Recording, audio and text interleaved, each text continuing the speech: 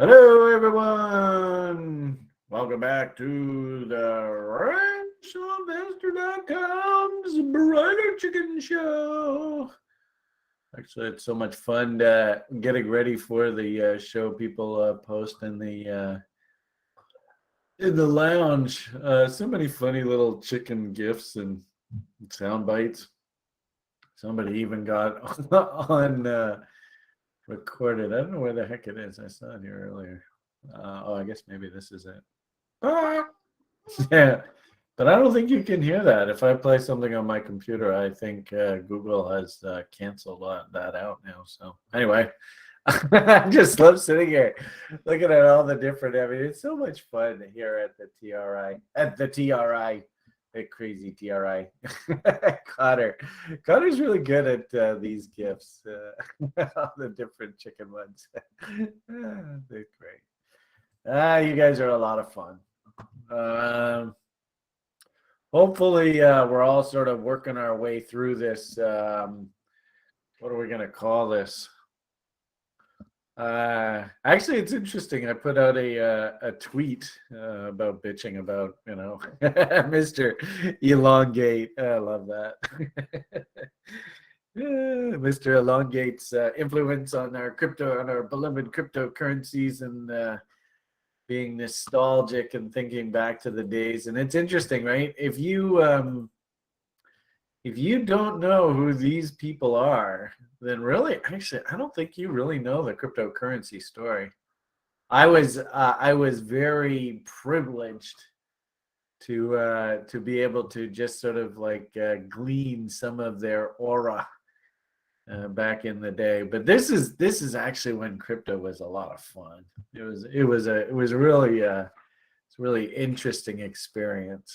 So anyway, man, the world sure has changed quickly. I honestly don't know. I know all of you guys have your heart set on moons and all that kind of stuff. I get the feeling that crypto served its purpose. It had a very specific purpose. I think it served its purpose. And I think probably a really good analogy of where we are in the market right now. I think actually would be they have a fun game on the site now. Anytime I make a reference to a chart and I can't find it, you have to take a drink. No. Is this the chart I'm looking for? Actually, I don't know what I'm showing on YouTube. Might be a blank screen. What I wanted to show you was the relative value. I don't think it's this one. I think it's this one. Yeah, this one. In a weird sort of way, this is an image that you probably what's fascinating, and I'm not quite sure why, but I think it's because economics is extremely boring and it makes a lot of people's heads potentially explode when they have to sit and listen to economic theory. And the problem, of course, is that there's a really funny joke that goes, you want 101 opinions of the economy, put 100 economists into a room and ask them of their opinion. You're at the end of the question, you get more opinions than there are people in the room, which is pretty typical of economics. But like this, I think is actually a real image. This is an image that in my opinion speaks the truth. Really, there is our great financial crisis right in here. And interestingly enough, you can see that the stock market was melting down, ironically enough, and all they've done is just money printed. And we've had this huge bull market in the stock market going to new all-time highs. And then we had the crazy sickness market. God, and some really bizarre, I can't believe, and it's really weird. It's like, man, 2 or 3 years has now gone by. It's just slipped through your fingers. You get so sort of lulled to sleep in this chaos of this crazy great reset of Klaus's. that the irony of it all is that we're just sort of basically grinding sideways. I mean, you could make the argument in the equity world that that's the peak. That's the peak before the crisis. And interestingly enough, Jay Powell was basically saying, we have some major structural imbalances that need to get fixed. When the market broke like this, I remember him specifically saying that this is not the time to do it. Sadly, my lectures to everybody are that since 1980, and basically Ronald Reagan came to Washington, and I seem to, I distinctly remember that, 1970s, you had a lot of sort of inflation problems, and there was a real sort of push to have like balanced budgets, right? Because you could make the argument that the inflation problems were nothing more than Tricky Dick taking the Americans off the gold standard and people realizing that this currency is worthless. And all of a sudden, woohoo! Price inflation, really? Oh, that's a surprise. So we played this funny game through the 80s and 90s where, basically all of our allies were held hostage. They had to buy US dollars, the world's hegemony, or you were one of them. You were a commie. And actually, I lived in that world in LA. And I remember this one guy, and it's so funny, he's a history teacher because the guy was fucking thick as doofus.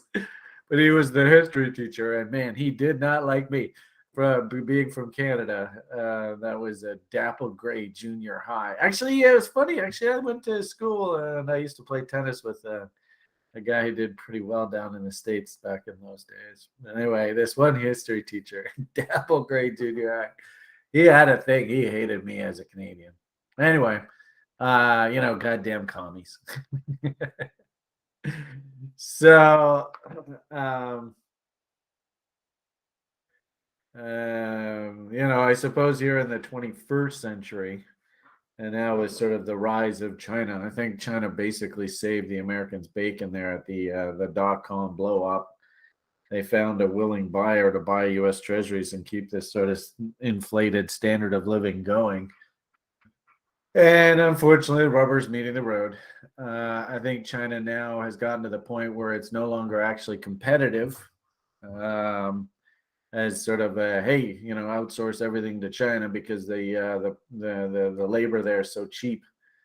And actually, I was even watching an interview we were sharing on the site with Chakpak and all his crew. And they were interviewing a real estate developer in China. And I on Friday's Daily Brief, I went off for about a half an hour. I couldn't believe they're not even talking economics. I mean, it's so sad. It's and they just sort of poo-poo. And I don't think it's Chakpak in the crew. I think it was this girl that they were interviewing. But they just poo-poo things like human rights and stuff like that. Oh God, Brian, silly Canadian moralist. I wasn't impressed, and I have a funny feeling that the interest rate cycle has changed. China has basically been built out. I remember the whole 2008. What's fascinating about China is actually, if you look at the equity market, it really hasn't done a hell of a lot in quite a while. I think a lot of people are kind of sort of lulled themselves into thinking that this China growth story was just going to go on endlessly. I do find it interesting that every time I look at this crazy China fund, it actually seems to be lower. Look at that. Wow, what the hell? Damn thing's collapsing. And the thing is that you go, okay, well, Brian, that's just, that's 2001. That's, COVID. It's a lockdown. But actually, if you look at this, I mean, this thing's a shadow of its former self. There's the 2008 Olympics. They were building the Chinese economy out and into the 2008 Olympics. And I remember actually when the media were just going crazy ape shit. Oh, the Chinese market's crashing. And ironically enough, of course, all that is a bottom. But I don't know, man. I don't see any crazy ass, big ass bull market here. Anything a little bit concerning that, man, this thing's puking out hard. So maybe, I mean, the interesting thing is, I suppose over the next year or two, those that are adventurous could come back in on the long side. But I actually personally prefer. Call me crazy, but I think that it's high time we start looking at Japan. Japan has that structural bottom in there. And I get the impression that things like social consciousness, investing, and stuff like that are actually going to come a little bit back into the fore. And they might even blame it on sort of things like, the war in Eastern Europe, and we have to sort of decide where our supply chains come from. And ironically enough, I think China's actually just dancing on a really thin edge here with regard to all that. Because if they side with good old Vladdy, which they kind of have to pull off this Belt and Road thing, oh boy, that might be sort of the catalyst that gets all the banksters in the West to pile on sort of anti-China, and then they're in deep trouble. So I think China's like kind of dancing on a thin knife. But there was one gentleman, we were sharing a video on the site. I don't have it handy, but on the Friday Daily Brief, I made reference to it. I think I had like a 2-3 hour rant on Friday. It was fun, man. Talk about everything under the sun. I think I even talked about my latest Tupperware collection. Site members were really excited about that. Anyway, but there's one gentleman, if anybody can remember that, who's watching. It was actually pretty good content. I actually liked his video. I thought he had a long conversation with some crypto kids to sort of remind them a little bit about how sort of the real world works in this insano your supplier world. Like, unfortunately, I think crypto 3 hours and 12 minutes. Everyone was counting. All right. I'm sure we talked about Portugal. Hey, did you see? I put a tweet out about Portugal. Did you see the size of that wave that dude was surfing? 100-foot wave? Wow. Anyway, I'm super stoked about maybe relocating to Portugal for a little while. I actually really like that idea. It's resonating nicely with me. So anyway.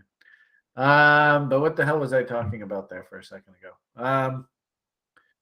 Sort of geopolitics, I guess. I think crypto, and really to a certain degree the internet, which is so ironic because the internet, from what I understand, was originally devised so that if there was a nuclear war, the communications system within the United States could still function in the event that major cities go offline. So how ironic, we're coming full circle. We're back in a world where, I guess, to all intents and purposes, crazy things like nuclear war are still are back on the table. And then, of course, I think to a certain degree that risk in the world is being repriced into the market. With regard to the cost of money, money isn't free anymore. I think all the MMT people have been schooled a bit here, and unfortunately, I think that trend now has turned for the long term. So they've got to sort of learn that hard lesson. And anybody, of course, the real danger, I think, now is in these commodity countries, where the price of the assets were so inflated over basically a 20-year bull market in commodities and the problem here is that these silly countries ran deficits through this whole cycle. Stupid idiots. When your country, like if you're a commodity country and it's your part of the cycle, that's when you actually have to pay down your debt. And you have to set yourself up so that when there is an anti-commodity cycle, which is what I think we're in now, folks, you can weather the storm. This is the kick in the pants. And actually, this is where we started the conversation off today. I got sort of sidetracked there with that crazy China nonsense rant. This is reality. This is the boring economics garbage. Nobody really wants to. And you say, what do you? I don't understand, Brian. Why is this stock market? I thought the stock market's at all-time highs, but according to your chart here, we're not even close to the .com peaks, and that's because they've gone and screwed with this thing over here. that you actually value these things in. And unfortunately, I think they had to. They had no choice. And this is usually how empires fall, is that if the banksters and the people that are sort of driving the financial bus, if they say they don't want to refinance your debt, then your empire is toast. And I think that's basically what happened to the Soviet Union at the end of the 1990s there. They just ran out of money, ran out of assets, no more creditors. Sorry, we turn the spigot off, and boom, no more empire. And usually the first sign is you can't pay the army. And I distinctly remember, under Gorbachev and stuff like that, they were having a really hard time making sure that the army was getting paid. And as soon as the paychecks, I think there was like a 6-month period where the army didn't get paid. And then Boris stood up in Moscow and said, no, hell with this. And the army actually said, screw it. We're going to go with Boris. And then that was it. That was it. No more Soviet Union. So anyway, point of the matter here is, it behooves the U.S. if they still believe in this hegemony. They're spending way more money than they're bringing in. So, and that has been put in place, and it is the mantra of the banking system. And I think basically the banking system said, look, you play ball, you do what we tell you, and we will continue financing your sort of Fakese emperor's new clothes world. As soon as the American system says, nope, we don't want to play ball, we've had enough of this nonsense, either the leader gets assassinated, things like JFK and Andrew Jackson, I always get his name wrong, Old Hickory. They took a poke at him. Hell, even they took a poke at Reagan, just to remind him who's in control. Anyway, and then of course you go down to all the South American countries, all those leaders that tell the Americans to fuck off, and then all of a sudden they just disappear. So I mean, anyway, you all know the story. So the point of the matter here is, I would actually make the argument that commodities actually kind of got screwed this cycle in a weird sort of way. They all got front run, and I think the easiest way for you to see this, of course, is in something like the energy markets. I don't know, is this our Brent? I think we were looking at Brent crude for a fun illustration. I think you can even see it here, right? There's George Bush's basically phony baloney war and ratchet the price of crude oil. Of course, it's so funny. You look back at history. Condoleezza Rice was his Secretary of State, who happened to be a lead executive at Exxon. Dick Cheney was the chairman and CEO of Halliburton Oil, a huge oil service company, happened to be vice president of the United States of America. I mean, the list goes on and on. There were tons and tons of them. Those are the two standouts. And of course, the Bush family and Carlyle and their sort of intimate relationship with countries like Saudi Arabia and all that kind of stuff. How are they going to do if there's an oil bull market? Obviously, they're going to do well. I mean, it's almost hilarious how cliche this all is. And then literally, there's, the election, of course, is in the fall of 2008. You can literally see they ran the market up there into the summer of 2008. I mean, talk about close. They really cut this close. Summer of 2008, of course, Dick Cheney, he basically said, there's no fucking way I'm running for president. I'm going to go die in a hole in the ground somewhere. And they literally just pulled the rug out from underneath the oil market. And what is that? That's 1, 2, 3, 4, 5, 6 months. In 6 months, they undid a bull market that started 8 years ago. Is capitalism slightly rigged? I don't know. You tell me. Anyway, I mean, the irony of it all. I mean, the good part about what we do is at least you know the truth. I'm not going to bullshit you. And sadly, a lot of people, they live in this sort of cloud of, it's too difficult. I don't want to really think about reality, and I'll just go to work, punch the clock, pay my taxes, be a good citizen. and pay into pension funds, things like that, and maybe dabble in fun things in the stock market and stuff if there's a hot tip or something. And that's cool, but that's not TRI. TRI, unfortunately, is do you really want to know what's actually going on?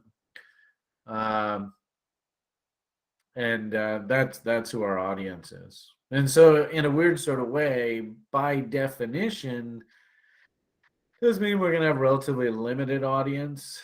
So it doesn't appeal to mainstream, and it makes sense why the viewership's relatively low. But I tell you, if you really want to learn the truth, I have to say, I knew about this concept of the dilution of the purchasing power of the money, and I used to draw studies like this and go, how on earth do we not believe in the laws of physics? How on earth does this happen? Clearly, there's something going on here. It's not natural for something just to continually, endlessly grow like this. That's not real. It's actually, ironically enough, it's actually a lie. So, well, this is really what I'm here to try and teach you. Now, having said that, we all need to understand that we're never going to be as big as the market to actually move the market. It just, like even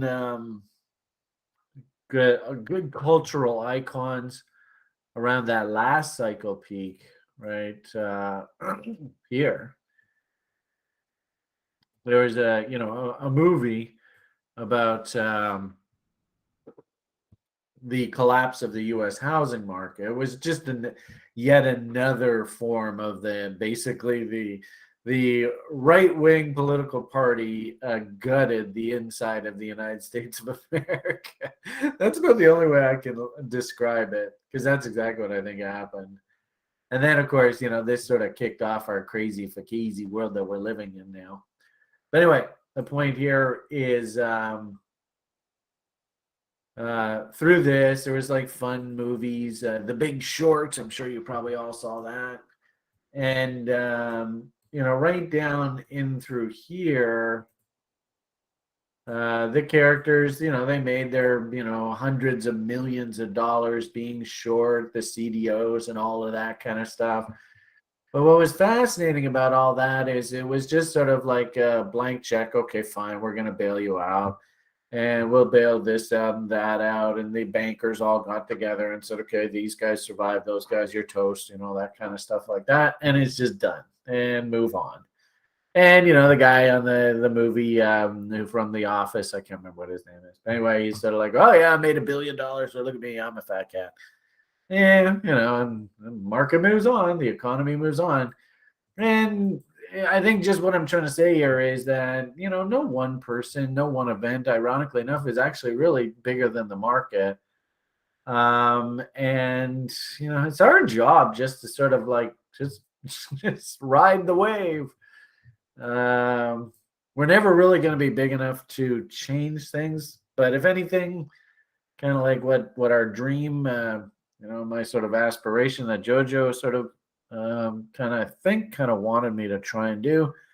So we're just going to try and make a little dent, right? Anybody who does want to be empowered, does want to understand what's actually going on here and how the story of capitalism actually has morphed through this.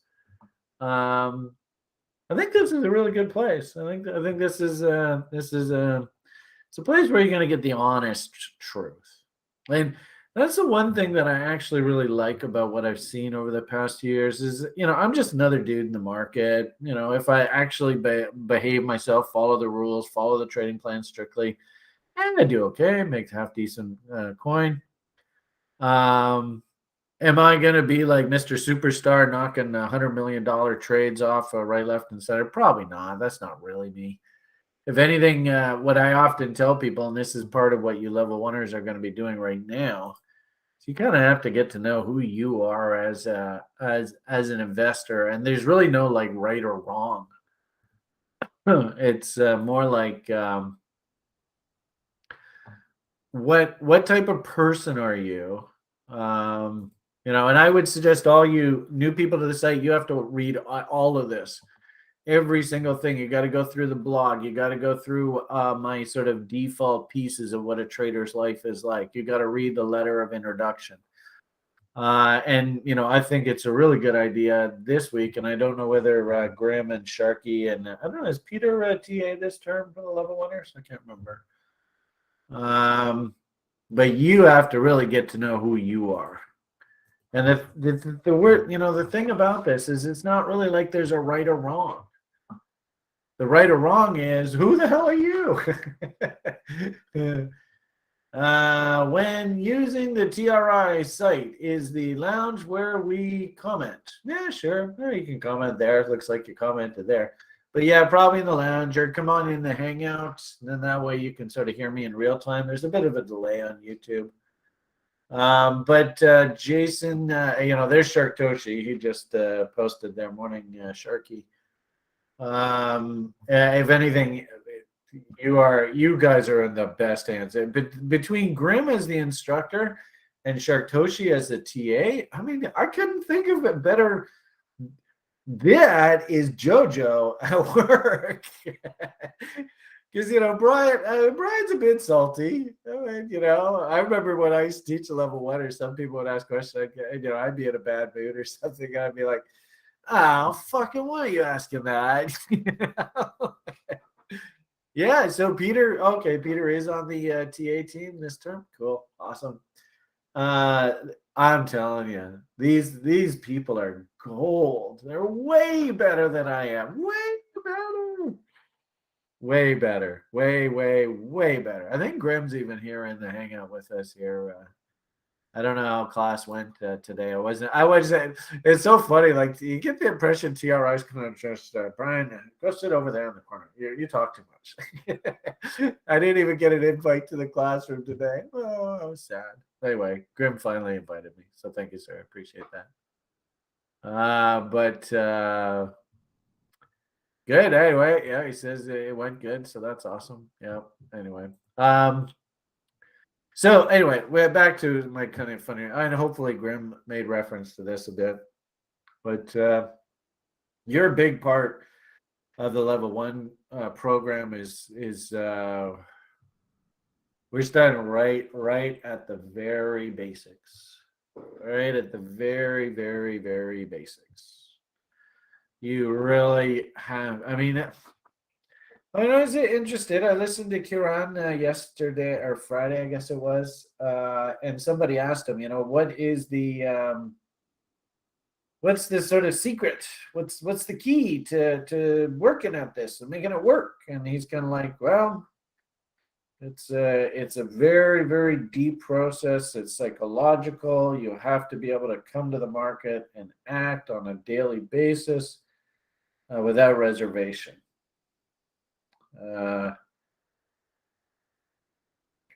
Much easier said than done, without shadow of a doubt, people. And where it starts is you have to figure out who you are as a person. And interestingly enough, we might go through this whole thing and you actually find out that your personality type is not actually suited to be a trader. And it turns out, what a surprise. Turns out Brian's personality type is good for being a trader. And interestingly enough, like, I actually fancy myself like, this is sort of what I came back as, ENFJ. And really, there's one gentleman who I always talk about, who it makes me really proud to think of myself as. Him is good old Morpheus here. And in a weird sort of way, I want to be the Morpheus for your Neo, to bring out that superstar trader in you. That's what makes me really happy. So that's what you guys got to be doing this week. You got to figure out where you are in sort of the personality type sort of category, because what you're actually here in the level one program here to learn is the process. It's not really so much we're going to tell you, okay, take this setup when this squiggly line does that and that squiggly line does that, and you're guaranteed to make money. Anybody who's been at this game for a while knows that that's a bit of a fallacy. It just doesn't work that way. And in a weird sort of way, you actually have to set yourself up that failure, i.e., losing money, is okay. Obviously, it's relative. Don't want to be losing a lot of money, but you have to understand that you're never going to be right 100% of the time in this game. It just doesn't happen. And I always tell people, I don't know whether anybody you guys listen. I think some do. You know, I would probably suggest that our instructors have bought this message a while ago. But you're going to find out whether you can actually do this, live this life, if you want to be a trader.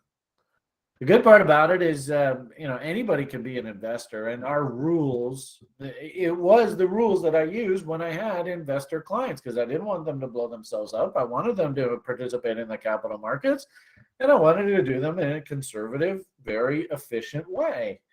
Trust me, I was taught this stuff by other industry veterans. So it's not even really like I created it. It's just, this is the way you do it, called the process. So the key there, though, is that the day trader who's in there flipping futures contracts, maybe very high leverage positions, maybe high anxiety trading or higher, and very fast, behavior. Very, very different creature than my classic retail broker client, our little old lady, who somebody now wants to make a damn NFT out of. Go figure. Anyway, so absolutely most important thing for all you level oneers just starting out here is you have to get to know who you are. Absolutely, without a shadow of a doubt. And that's all about, if you, obviously in the education program, and I don't want to be too redundant. Usually I actually like to just sit in and listen to the classes. So I sat in and listened to Kiran on Friday, and, I'll sit and listen to Zach with the level 3ers, and Ray and Rant. And oh, by the way, for whatever it's worth, the level 2ers who were listening on Friday, I didn't really know Linda Bradford Radzki personally. It's just that she was brought in by Top Step. And of course, all of you level 3ers and beyond, you're all familiar with Top Step. And Johnny Hoagland, we actually get to listen to him first thing in the morning. So I was a part of their crew, and she used to be brought on a regular basis to talk to sort of the community behind the prop firm wall, if you will, and she would give us pep talks and we'd ask her questions. So that's, I knew her through business, right? Not really a personal relationship, but nonetheless, it was always fun picking her brain. So anyway, level oneers, your priority is get all this stuff under your belt. I think if you have time, I think it's in your best interest to go and do this personality test. It's going to take hours, right? Maybe take a whole night this week. As part of the level 1, I have to go figure out who I am. And then once we know who you are, the cool part about it is what we've done here before, and I would encourage you to do this, but for God's sakes, don't delete anybody else's work, because that just pisses me off to no end.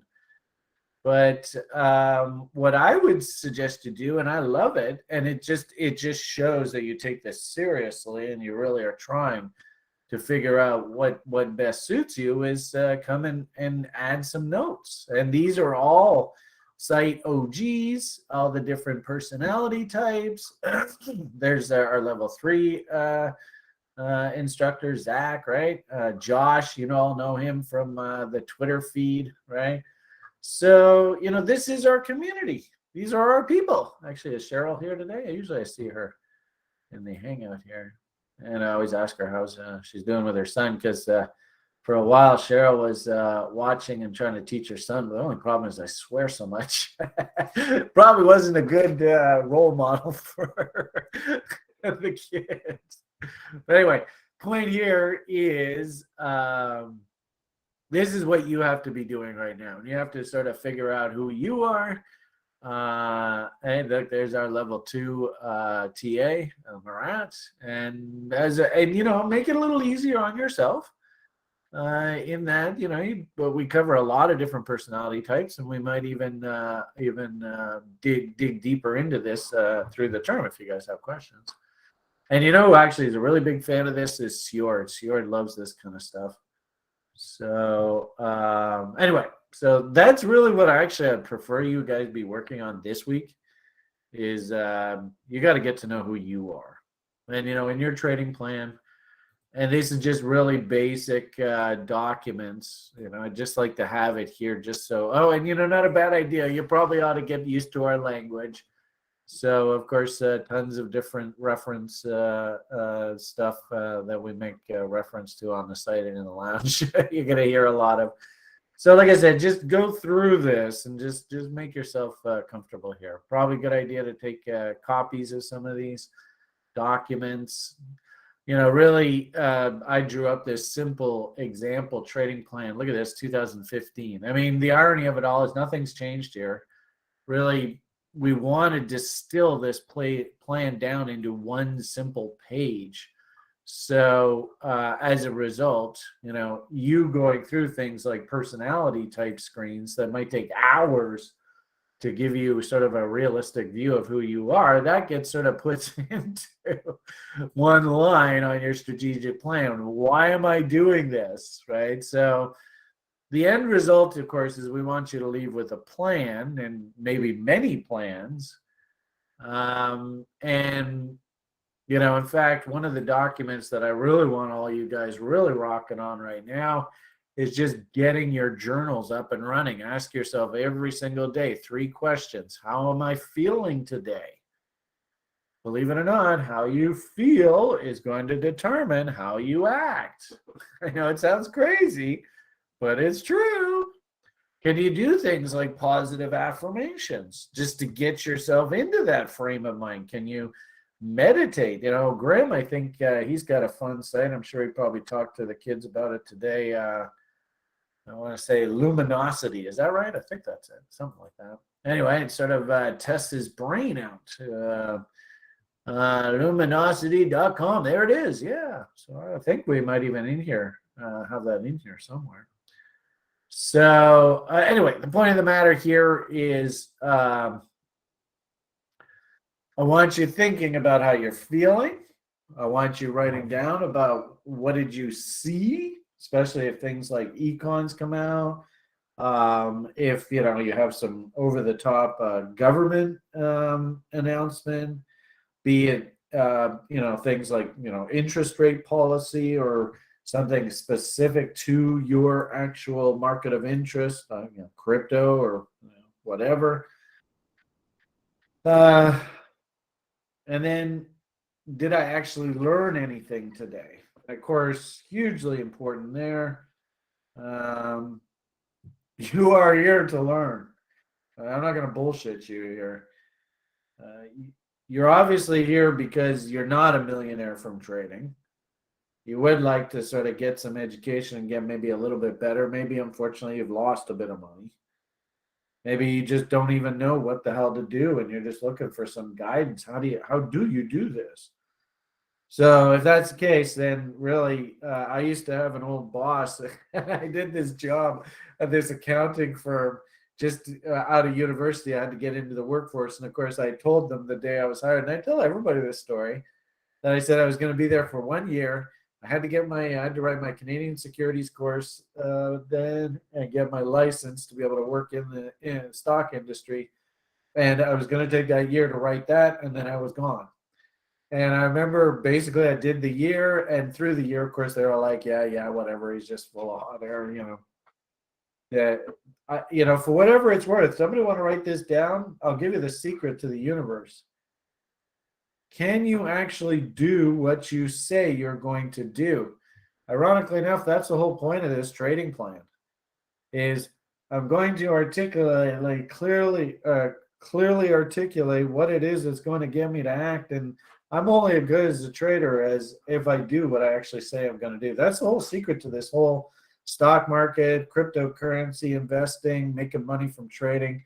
I just gave you the secret right there. Merry Christmas.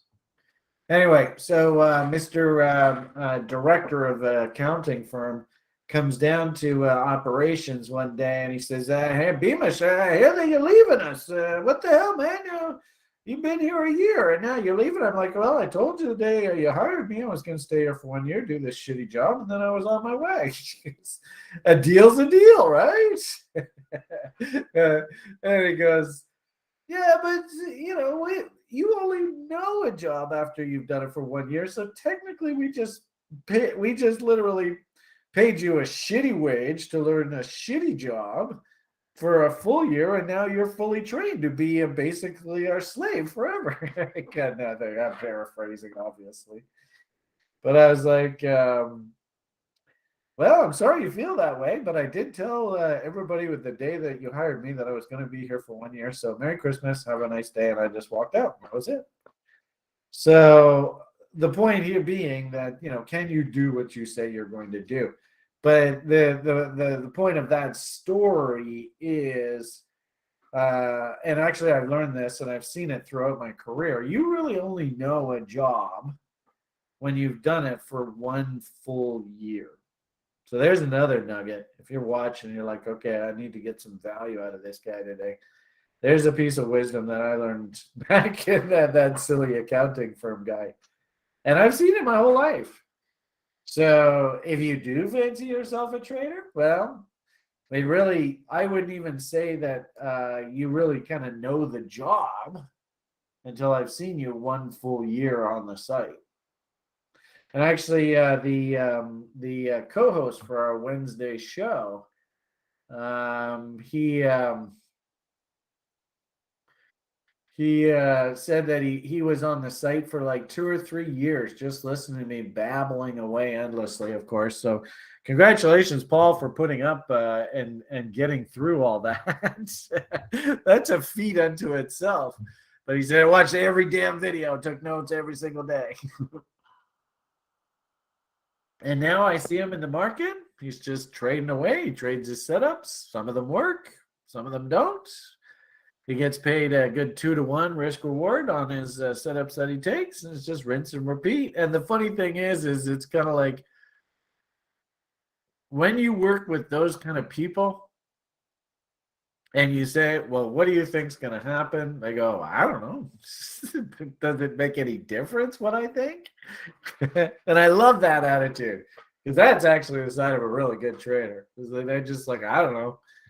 I buy against the bottom end of the range, sell against the top end of the range, and enjoy hookers and blow on the weekend with my winnings. Rinse and repeat Monday morning. Do it all over again. So anyway, point here is you level oneers, you're nowhere near that kind of world. You're nowhere near it. Don't even think about that. You're at the point where you have to commit to this thing called the process. Can you do this? I'll tell you, if you can, especially if we have any sort of, from what I understand, there's quite a few people that signed up for the school this term. I was actually quite surprised, to be honest with you. So there are a few of you, I think, geez. Anyway, so the point here is if you can commit to this journaling thing right now, today, every single day, how do I feel? What did I see? Anything happen? Any news? Any price action? Like, ooh, wow, look at that. Ooh, wow, look at that. Did I learn anything today? If you can commit to this for the next 90 days and get this thing as a habit into your sort of subconscious, the information, number one, you're going to see a massive transition in yourself. You don't believe me now. Nobody ever does. But by the time you get to the end of the program, you will see it. Every single student that goes through the program, they go, wow, I can't believe how I can't even look at the market the way that I looked at the market before I knew you, Brian. Thanks, you son of a bitch. We're going to teach you to buy down markets. We're going to teach you to sell up markets, which is the exact opposite of what the public does. It's challenging, but I'll tell you, if you can do it, it works. And the visual evidence, the actual, and this is the great part about this, why it's so important to get journaling today, even yesterday, even when I'm done this video, right? Just take 20 minutes after Brian's quit blabbing away here and just quietly, okay, what the hell did this clown say today?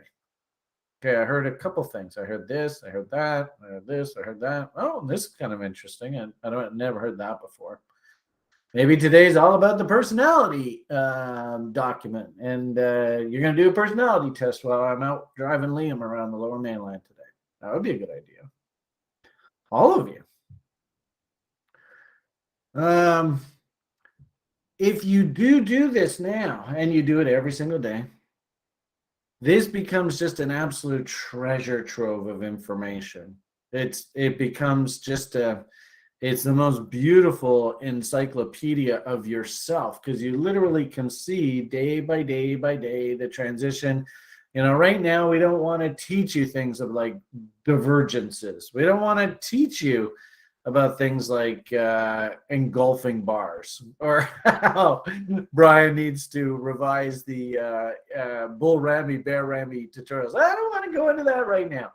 Right now, your job is you got to learn the process. But, 2 or 3 months down the road, as we get into these topics, and you're just continually journaling and you're adding to your information base, and it's building out and building out. And you start seeing how all the pieces of things like 3-step setups all start to work together.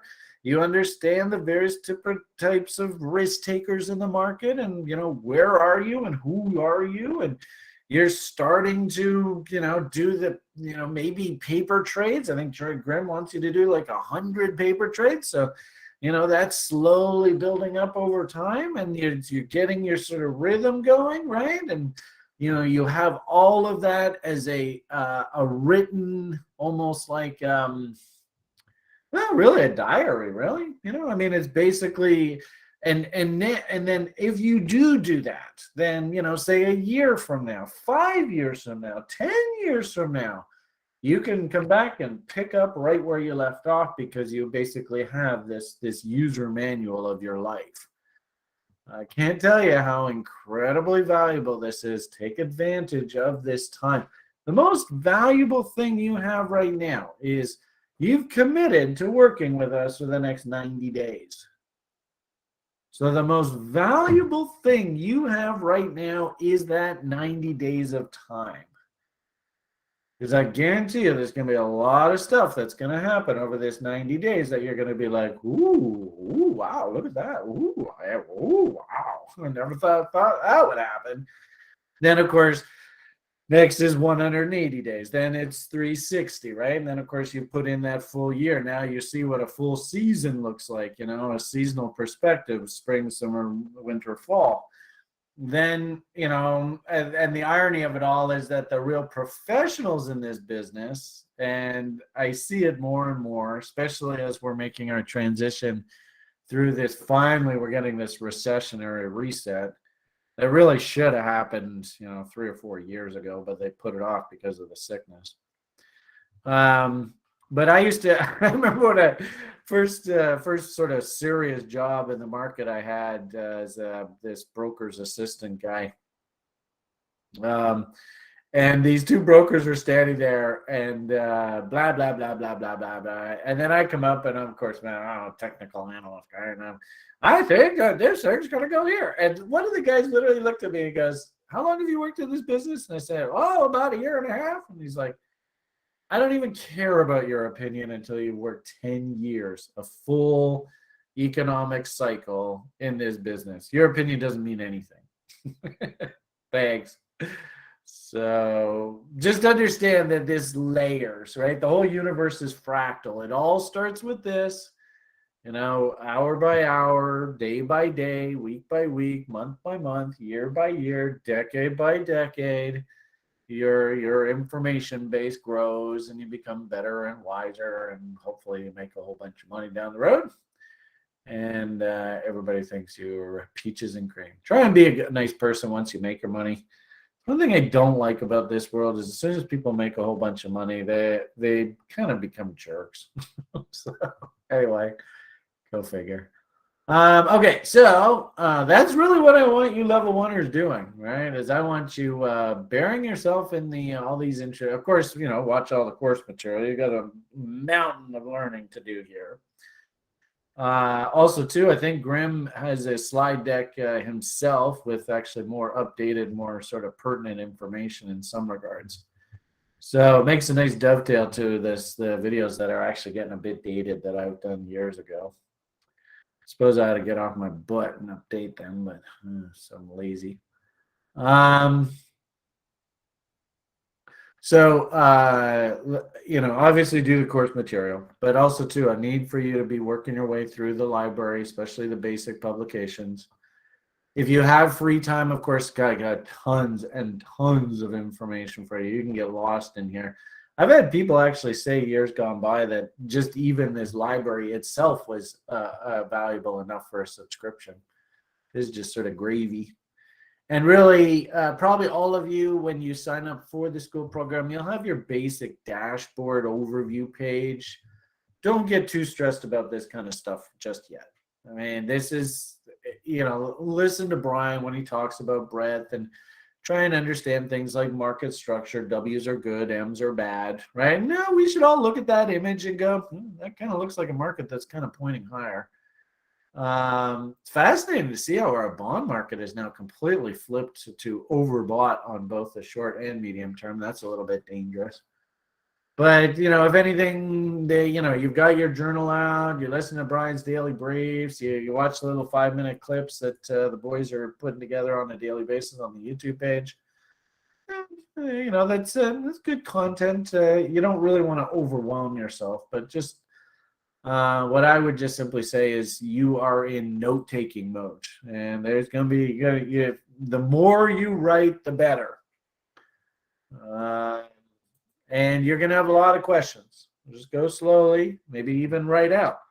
I still have lots of questions, and I'm getting a little frustrated. That's fine. Then reach out. Like I said, we got lots of people on the site that'll just sort of help to slow you down. But you've given us this 90 days. So at the end of 90 days, what I want to see from you guys, and maybe we'll even pick a volunteer. Who wants to be my guinea pig this term? I want to see a journal for 90 days. You wrote. How do I feel? Did I see anything that happened that was noteworthy? Sean here is willing to volunteer. Nice job. Tell you, the squeaky wheel gets the grease in this game. The more proactive you are, the more engaged you are, the more attention you will get, and I believe the faster you'll learn. But I tell you one thing right now, Sean, your opinion doesn't mean anything. I'm just going to leave it at that. You're here to learn. Just follow the process, and you'll do fine. All right. Sean's going, this guy's being a jerk right from the get-go. Yeah, that sucks. Okay, so the whole point of these weekend shows is to actually give the level oneers the opportunity to ask any questions that maybe either the instructor or the TA either couldn't answer or maybe felt uncomfortable about answering, or were just like, Brian probably do a better job, whatever. Also, too, maybe even some of the course material that maybe the instructors are kind of like, I don't necessarily agree with that. So best to ask Brian to explain what his thinking is with regard to this. And I also say this, it goes for level twoers and also level threeers, right? Everybody that's in the school program, you're more than welcome to grab this document. I think we just have this for here. In fact, it just says questions for Brian. It doesn't even really say that it has to be level oneers. So anybody who wants to ask a question, feel free. And I think probably the most important thing about this whole process, I don't want to use that word. Most important thing I can say about this is that I've worked in the business for 30 plus years, done a myriad of different jobs. Net worth goes up into the millions, back down to the hundreds of thousands. Into the millions, back down to the 100,000. Oh no, now I'm broke. I blew all my money on this. Whatever. Back up into the hundreds of thousands. Into the millions. Back. I mean, that's a trader's life. You're up, you're up, you're down, you're up, you're down, kind of thing. So I've enjoyed all sorts of different market states. I understand how difficult it is to survive over the long term in this business. And most people actually that I know cannot do this for more than about 5-10 years straight. After about 5-10 years, they're like, yeah, you know what? I want to be so much easier just to start my own company and build this product and just take it to market, right? And not get all wrapped up in day to day, every single what's happening here, what's happening there. Trading. So it is definitely in my blood. It is my passion. It's my gift, if you will. I build all of my plans and all my expectations that yes, I have an opinion, but ironically enough, the opinion doesn't really actually equate into trading profits, other than if you sort of are talking about like macro trends. Quite often, actually, our day trading group is a really, really great analogy on the shorter time frames when you're actually looking at like daily charts and like 3-minute charts, 30-minute charts, that kind of thing. Every day in our day trader room, I actually like to do a poll, right? Or an awkward time of day at 20 after 8 in the morning. We just like to do a poll, whoever's in the room, just what do you think? And we just randomly pick a market. What do you think is going to close higher or lower on the day? And the irony of it all is the only days that I think I'm absolutely positive that the market is going to go in a specific direction is when everybody is all saying the market's going to go up or the market's going to go down. Then I know for certain market's going to go the other direction. That's just what the market does. It drives you crazy that way on an intraday basis. So that's why you have to trade setups on an intraday basis, because your opinion doesn't mean jack shit. It's all psychology. Anyway, I can't remember what took me down that road. But anyway, let's jump into the questions here and see if I can give you guys some value. Kind of blabbed away there for an hour or so, but hopefully you feel as though you're in good hands here. That's the whole point of this. Is you've taken a leap of faith with TRI and with us. And I just want you to feel, number one, that you're immensely appreciated. And then number two, that you feel like, this was a good decision. I feel positive about this. We can do this, right? As all the internet memes and stuff say. You got this. All right. So as you can see, this is our BCS question doc. Looks like we got about 2 or 3 questions, not really too much. And then maybe once we're done this, I'll jump into a couple corn charts, which you guys probably don't want to see. But I've been saying recently that I really wanted to do this study. So I took the time today when I had a few hours free to put it together, and interesting results. So I wouldn't mind talking a little bit about that. So. Okay, so number one from Joshua. This is an example question that I'm asking. Okay. Now I'm verklempt. Oh, geez. Talk amongst yourselves. I'll give you a topic. The chickpea is neither a chick nor a pea. Discuss. Okay. This is an example question that I'm asking. This was a reference. You probably heard me say something like this. This is a reference to an old Saturday Night Live sketch.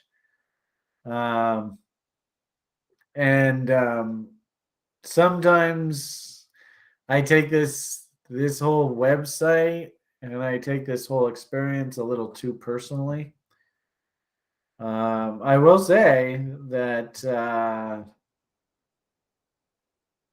I honestly feel like this whole experience, basically I was even talking to a cousin of mine over the weekend because I uploaded a recent video from Liam on Facebook, and usually when I do that, my relatives and stuff comment and say, hugs and kisses to Liam and stuff. And I tell you, man, ironically enough, the passing of my wife has actually defined my existence. The day that she passed is so weird. It's almost like my life had purpose following that, and I've just followed this one course, and that's all I do. So I take this stuff really, really personally.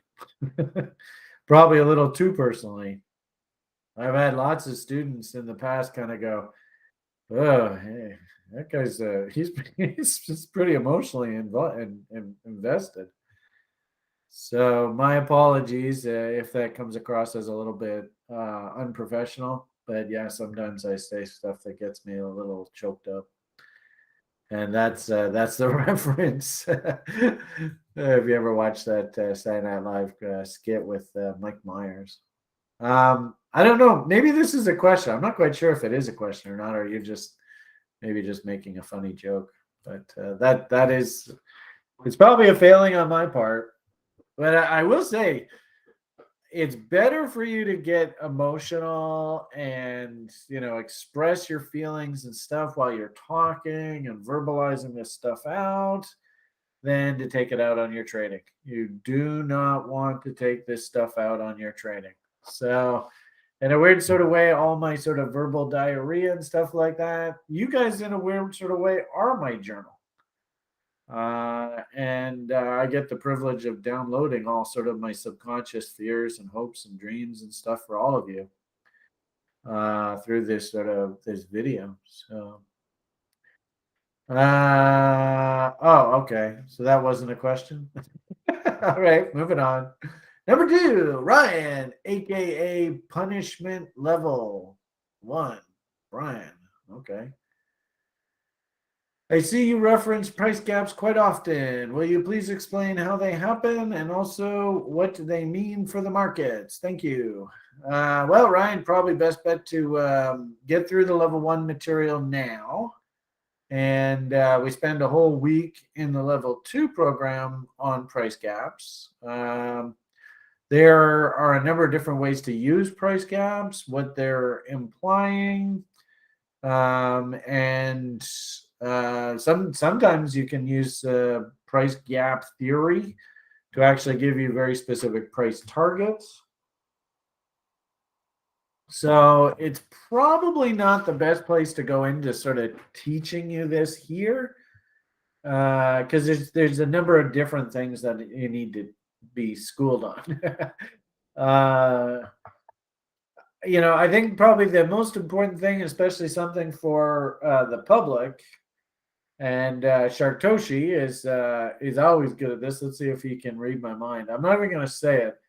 Let's see if he posts what I'm thinking here. If he does, then I'll post it right here. It's probably the easiest way sort of thing, I guess, you can think of price gaps. Basically, they represent unfinished business. And the market is a price discovery process. What does price discovery mean? Price discovery means it needs to, thank you, Sean. Price needs to trade at all levels and discover whether somebody actually wants to do business there. Either somebody is a motivated buyer or a motivated seller, but the marketplace is determined that somebody actually is willing to do business. Price discovery. So by definition, if you have a price gap on your price chart, it means that no, actually, I was going for the 91.3% reference. Oh, well, close. If somebody can find that link, it's a handy link to throw in your files. Price gap, how often price gaps get filled in. Actually, I wonder. It's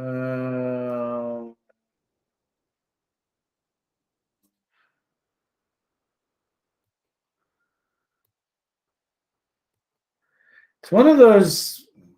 It was just like a blog that somebody wrote. So I don't know whether we have it in the library. But there's actually there's I guess like a blog or something that somebody wrote an article that 91% of the time price of it gaps get filled, and we always sort of pass it around. How often do price gaps get filled? Yeah. 91.4%. I don't know whether this is the there's Vestopedia.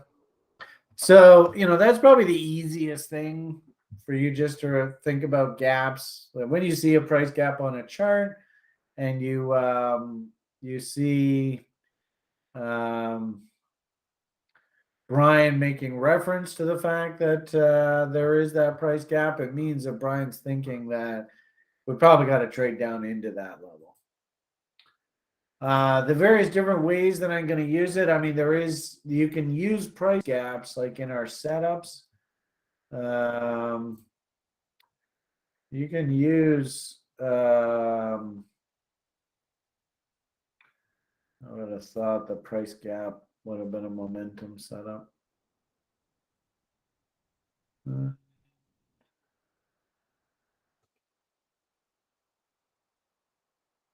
I had it in here.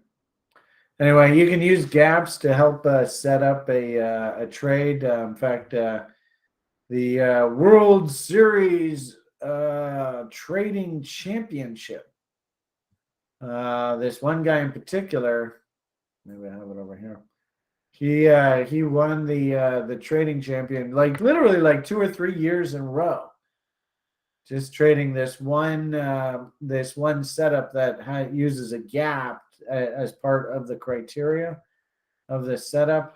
I thought I had it in here somewhere. It's awfully hard to find these links though while you're talking. It's not easy.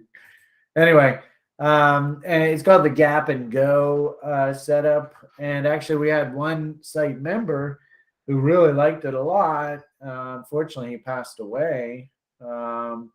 I posthumously named the setup after him. And I think we teach it in the level 2 program. Part of it, we call it the Joby Gap setup.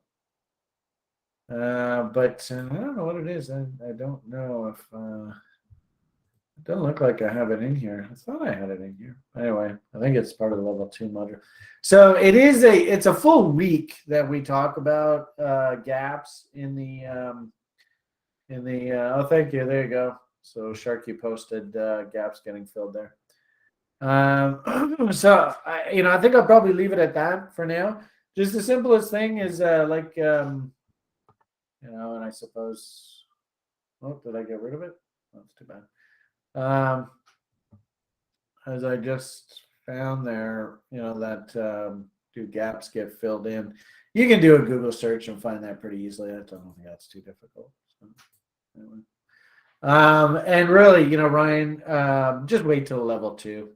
We'll give you a whole bunch, right? We do volume profile, gaps, trend lines, moving averages, channels, the whole damn thing.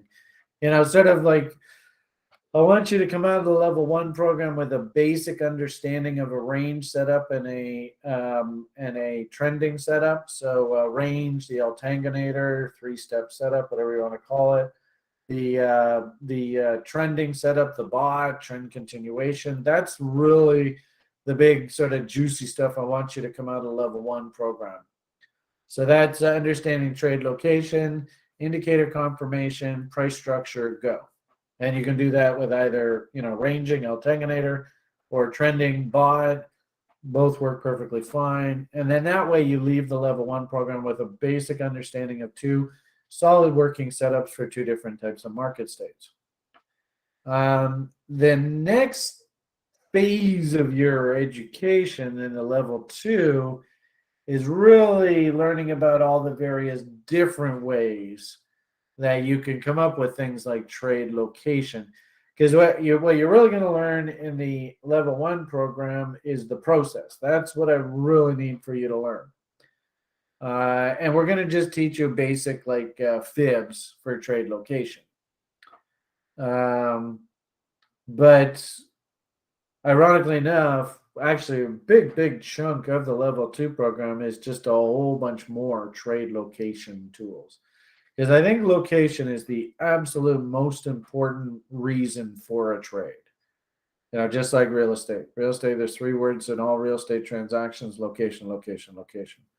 I think it's the exact same in trading. So, when it comes to things like gaps, when it comes to things like volume profile levels, horizontal support and resistance, moving averages, trend lines, channels, et cetera, spend a lot of time in the level 2 program adding to your trade location tool belt. Whew, there's a mouthful.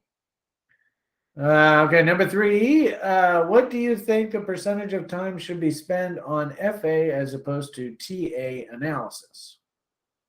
I mean, it really all depends on what type of, you being in level 1, I'm going to assume you don't know anything. So we'll just start off with don't know anything.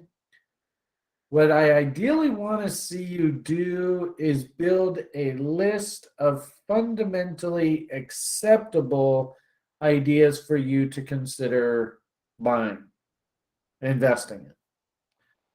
Then, once you have that fundamentally acceptable list of ideas to consider investing, then you want to apply your learned technical analysis skills to either try and buy at the bottom end of the range, looking for returns to the mean, El Tangonator setup, or you identify a market that is trending and it's had a substantial move and it's consolidating, and you're getting in on the consolidation, anticipating a further move in the same direction.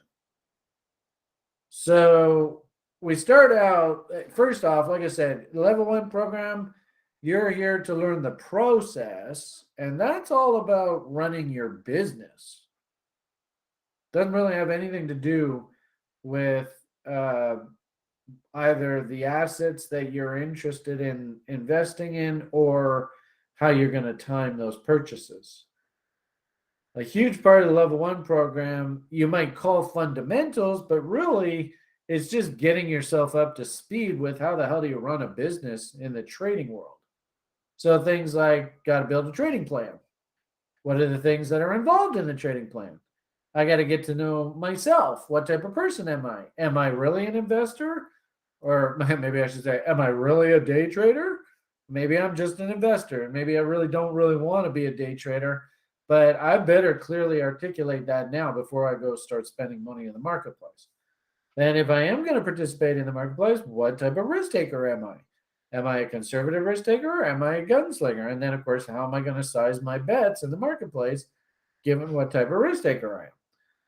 None of that has anything to do with fundamental.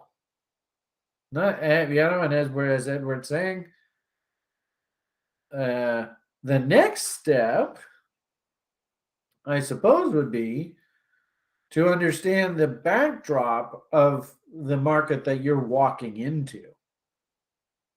So that's where we talk a lot about macro fundamental sort of, you're going to learn in the education program the difference between what they call top-down analysis and bottom-up analysis. I think to be a market participant, we all have to have a top-down fundamental view. And this is the stuff that I talked to you guys about, demographic cycles. I call it the fear-greed cycle, but let's just be very specific. What we're really talking about is money flows within the broader economy and what are people actually doing? Where's the biggest chunk of the population in their life cycle? What do they typically do in those periods of the life cycle? And does that explain the other stuff that we see going on in the economy? I.e., Phoenix, Arizona has enjoyed a massive economic expansion. Why? Well, the baby boomers don't want to spend winters in the snow. So what a surprise. Anybody that's living in the Pacific Northwest in their working years, they head on down to Arizona to retire. Something as simple as that. Is that fundamental analysis? Well, it is. It's top-down fundamental analysis, trying to understand the bigger picture. Of course, at the same time, too, we have to sort of define what are all of the different asset types that you could potentially invest in. So, if we're coming at this from sort of a financial planning perspective, well, you don't all hold all your assets in one basket, right? Don't hold all your eggs in one basket. So what are the different types of assets you can invest in to sort of spread the risk, spread the jelly? So that might mean we have to do a bit of an education on what the hell a bond is. Why would people invest in bonds versus cryptocurrencies? Where do cryptocurrencies actually fit in this crazy ass investment spectrum? Is that fundamental analysis? I mean, it is. I mean, it's understanding the backdrop of the marketplace, understanding what cryptocurrencies represent, what asset classes sort of they fall into. And so as a result, that should actually define a lot about sort of their behavioral patterns. So what a coincidence that things like altcoins are basically the same thing as venture capital. And as a result, altcoin price action is very similar to what you see in the venture capital market. It's identical. So then at least you have a context. Well, the reason why shitcoins, they fall in love with them and they call them moon coins. And guys like Danny all of a sudden become these rock stars overnight. And then instantly, it's almost like they're a firecracker, right? Going up into the air and boom, they explode. And then they fizzle out and disappear. That happens a lot at venture capital, folks. Get used to it. It's important if you're going to make an investment decision in the marketplace to understand the context of what it is you're participating in. Just something as simple as Brian's often says on the site, recessions usually happen in years that end in 8s, 9s, 0s, 1s, and 2s. And this is the shitty part of the economic cycle. Well, what do you think, guys? Anybody who was in crypto in 2015, can you see the difference between what it was like? Nick, our buddy in the weekly crypto show that we do, he politely said, it feels like we're in hard mode right now. I got to come back when we're going to easy mode. This is too difficult to make money. And you know what? He's right. Is it a surprise that things like Luna have happened in this particular part of the market cycle? No, actually it isn't.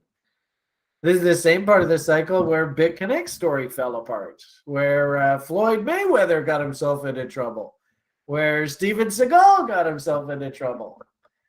This is the type of the market where you have Roger Ver giving people the finger on YouTube, where you have Mike Hearn rage quitting.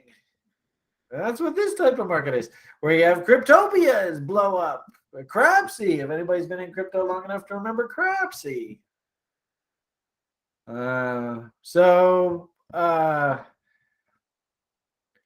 Is that part of your investment decision on a day-to-day basis? Probably not, right? You have to sort of learn, kind of in a weird sort of way. I showed you earlier.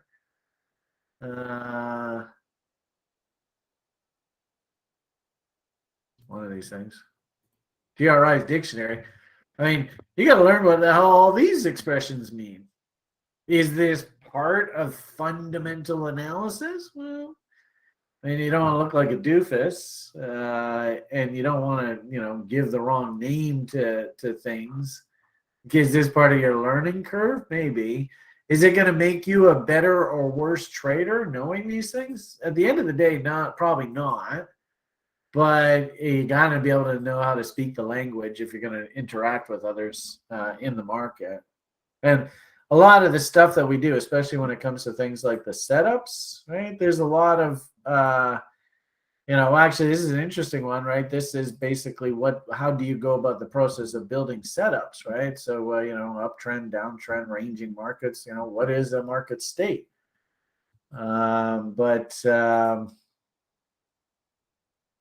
There's different ways to approach this, and you kind of have to know all this language. Is this fundamental analysis? Not really. This is like nomenclature.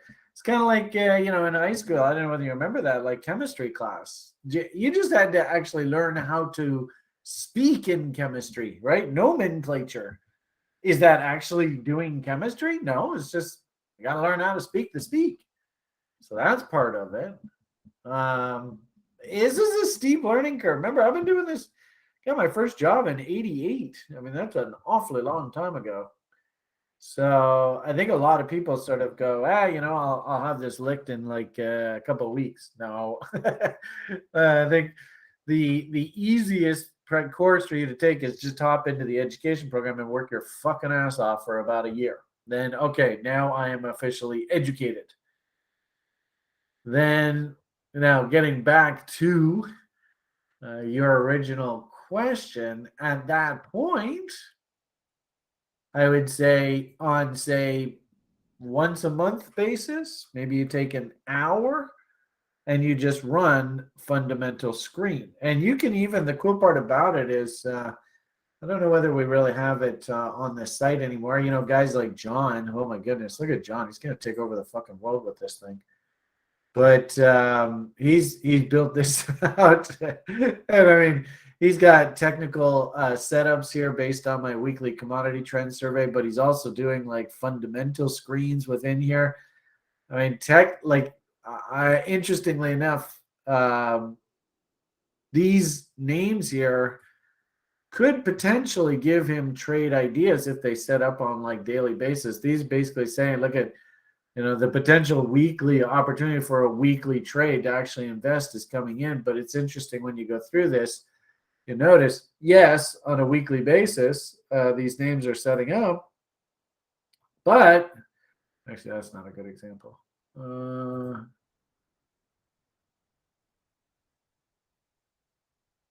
Actually, well, that one's still hanging in there. So this one actually doesn't look bad, right? We got to see a weekly, or not a weekly close, like some sort of daily bottom, right, to come in now. While this thing's registered as 6, but you can see there aren't many, and most ideas are just sitting at like 5s and then heading down 4s. Like you can't do anything on any of these. There, you can see all the weekly trends. They're all down, right? I don't see any weekly trends that are up here. So it just goes to show that if you actually set it up, like he's just got a few, and I noticed a couple of these were already starting to break down.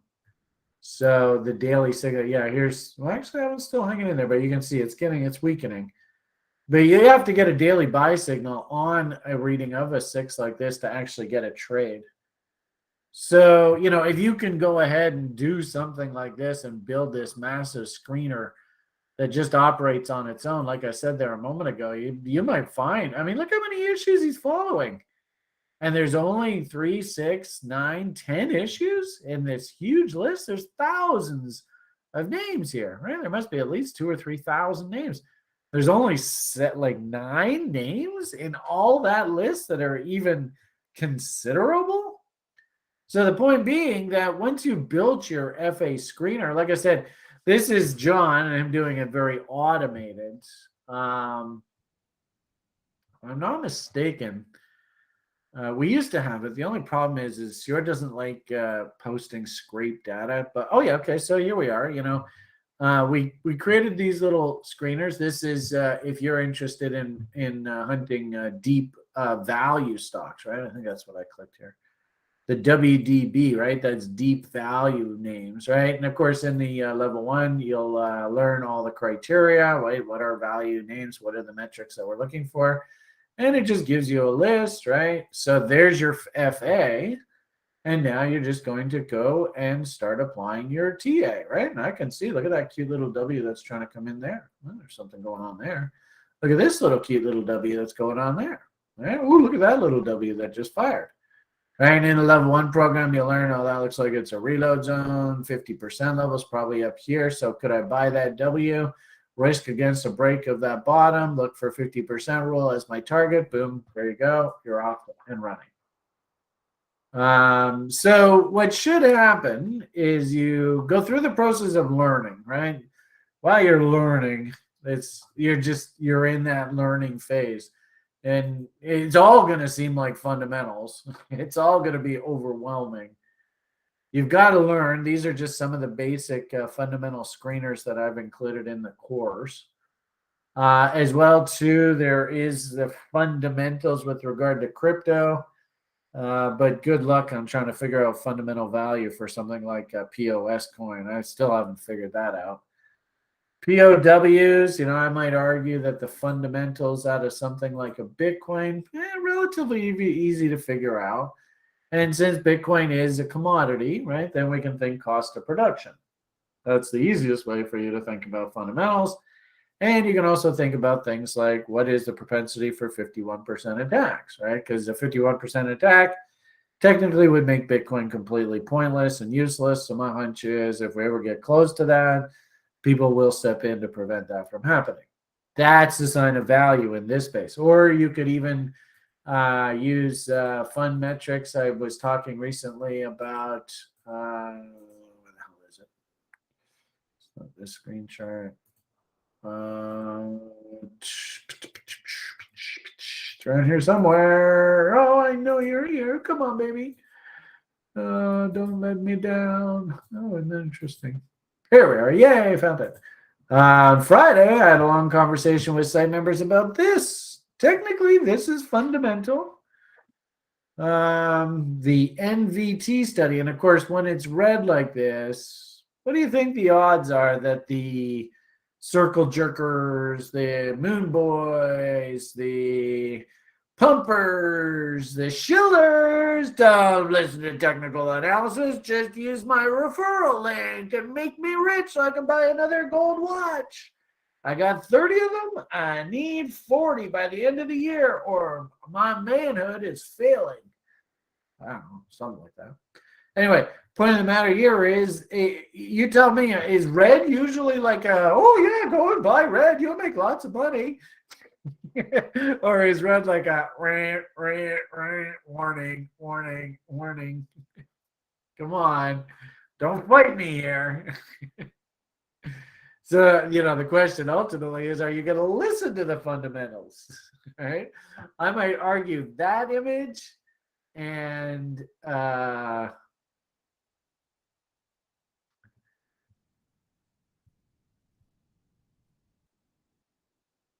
this image are the two fundamental stories that I would use to describe Bitcoin right now. We're a gazillion dollars above cost of production, and the network is not happy. Now, you tell me, just based on those two criteria, we're far above the cost of production, and the network is stressed. Is that good fundamental backdrop to invest in?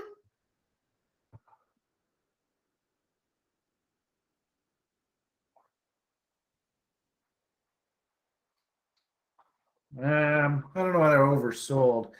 That's probably a trade, but I'm talking fundamentals. So I would say fundamentally, no, this actually is telling you to leave it alone. But nobody ever wants to hear fucking Bitcoin Schiller telling you to leave it alone. Wait a minute, no, that's not the script. You didn't get the script. You're supposed to buy only. Judge it crazy. Now, I would agree, kind of what I think's happening here on the short term. And this is, is this fundamentals? That's a tough one. This is more what they call sort of quantitative analysis.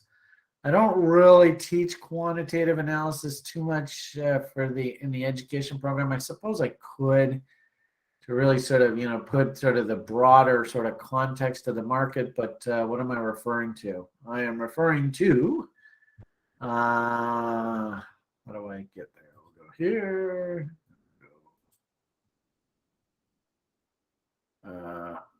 Oh, where is it? There. And here. So Mr. Williams, he thinks that risk is going to pivot here mid-year, right around roughly when he figures that the Fed gets control of the inflation problem, which I think they will. But also, too, I think this is a really important image, and this is how the market acts around midterm election years. And by the way, that's what basically we got on deck here. And notice, it didn't really matter what who's in control of Washington. It's a shitty market right into the end of June here. It doesn't matter. All of them are breaking to new lows here. So put that together. Now, is this fundamental? I think this is more what they call quantitative. Where this is a lot to do with sort of public sentiment, because keep in mind the market technically is nothing more than a reflection of how people are feeling. And really, I hate to say, with that Bitcoin story, perfect example. How were people feeling when we were ratcheting up like this? People felt pretty damn good, didn't they? Why did the market ratchet up like this? Well, the central planners, they all went and said, give the public all the money they want. Go lock them in their cubicles, give them lots and lots of money, turn them loose on this interneting thing, and let them go have some fun online. And oh, by the way, the Bitcoin, is that a proxy of online world? I think so. So really, it shouldn't surprise us that actually Bitcoin did act this way. Interestingly enough, I actually got the impression that this was a bit front-loaded, and it was because Mr. Elongate. I love that. I'm gonna call it that from now on. I think he kind of screwed with the cycle. I actually think that the cycle wanted to look more like this, but he came along and he jacked up the first part of this move too much. All right, so you can see here's April, then July, and then November. So here's April, July, and November. And interestingly enough, from a cycle perspective, actually this behaved actually right on cue. The only difference was it looks like the last cycle back in 13-14, the initial rally wasn't that substantial. The big rally was on the second half, and I remember that they had said that the Willy bot was let loose, and that's why the price went so crazy here. In this particular case, it was the Allen bot, for lack of a better term. And he bumped it up here, and then of course he had his little Doge moment there on SNL, and then interestingly enough, into the fall, into the actual cycle peak, it was kind of muted. Now this was all about DeFi, and so Bitcoin itself didn't even really participate too much. But I do see that these pivots are very, very similar. So this sort of leads me to believe that probably into the end of the year, you just do nothing more than just very normal technical correction, nothing out of the ordinary here. But of course, they're probably going to bill it as some sort of crash and, end of the world and all that crap. But really just business as usual as far as I'm concerned. So I sure hope that helps answer the question.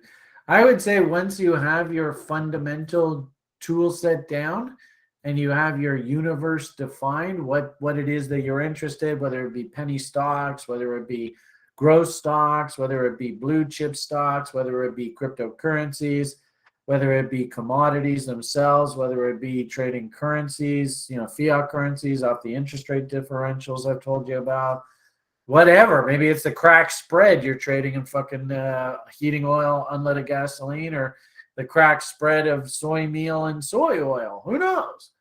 Point here is you've already identified what your fundamental reason is for participating well ahead of the time. So you already have your trading plan done, vetted, your FA is all labeled out. What is it that you're actually going to invest in? What's the fundamental sort of value proposition? So that once that's set, then that doesn't change a hell of a lot. And like I said, you might do a screen like maybe once a month, just updating your fundamental screener list. Then after that, it's all TA. So what percentage of that is? Well, that feels almost like initially it's going to feel like all fundamentals. And as you go through the learning curve, top down, bottom up, oh boy, I mean, God, so much fucking work. But once you sort of get your head wrapped around the education process and you understand what type of investor you are and then what is the criteria that actually appeals to you, on a day-to-day, week-to-week basis, the FA trails off, and then you just start concentrating on your charts, looking for technical setups. Maybe like 2080. For the day trader, it's almost all TA. But we also do quantitative, which isn't really FA, but quantitative analysis in that we do a lot of sort of time of day trading. What is going to be the sort of behavioral pattern of consumers on different events and really other retail traders. And on balance, when you're day trading, the fundamental story itself, you're not day trading shit coins. That's just a waste of time because you'll build up your stack, and then some fucker will rug pull you, and the whole damn 6 months, a year's worth of work just disappears. It's just not worth it, folks. It really isn't. If you're going to day trade, major indexes, commodity markets, listed, I would strongly suggest you lean towards regulated exchanges because keep in mind, a little bit of regulation does actually favor the small retail investor. So in those kind of situations, it's going to be like almost 90%, if not 95% TA on a day-to-day basis. But then, you obviously have to watch the econs as they come out, and the econs themselves and the way the market reacts off of the econ dissemination actually is more sort of further TA. Like we don't really, if you're day trading, you don't want to put a position on heading into a fundamental news event. That's just asking for trouble. But quite often the day trader will let the news event happen, watch how the market reacts on that, and then take setups going in that direction. That's very typical. So I hope that helps answer that question. I don't know whether I did or not, though. I hope I helped. Okay, number 4, John says, hi, Brian. Can you clear up some confusion I have regarding the 2-to-1 risk-reward ratio?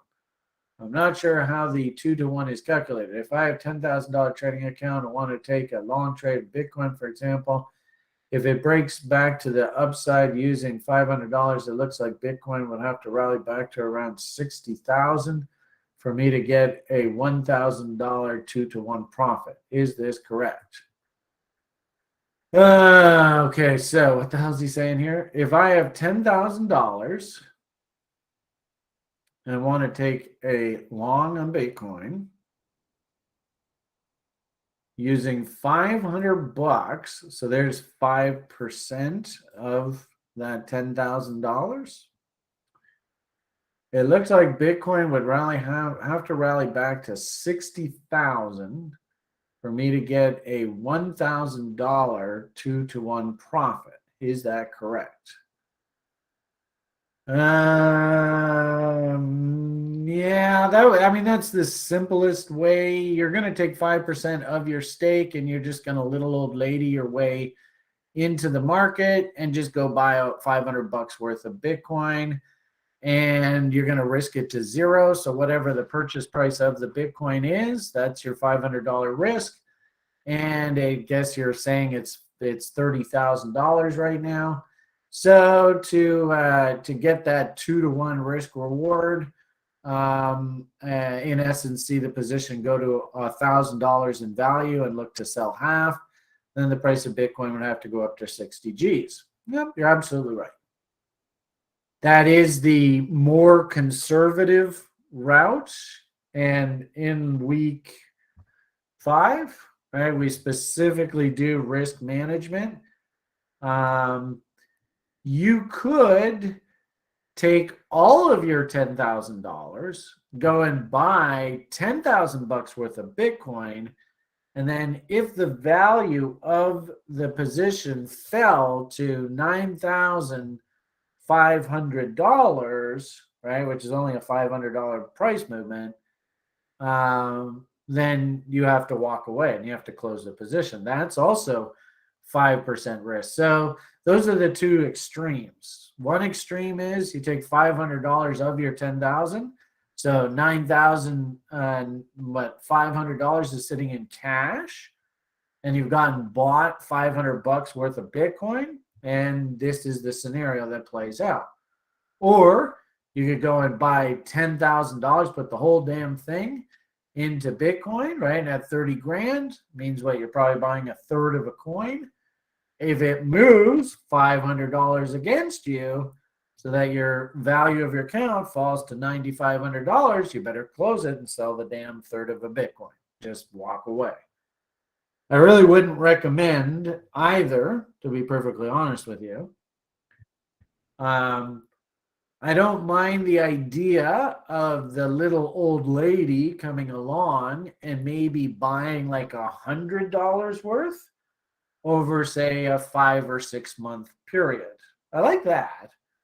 If it's at or below reload zones, you're going to take, like you said, $500 of your original $10,000, and you're going to go buy 5 different purchases on a once a month basis of $100 each. Nothing wrong with that. Perfectly fine.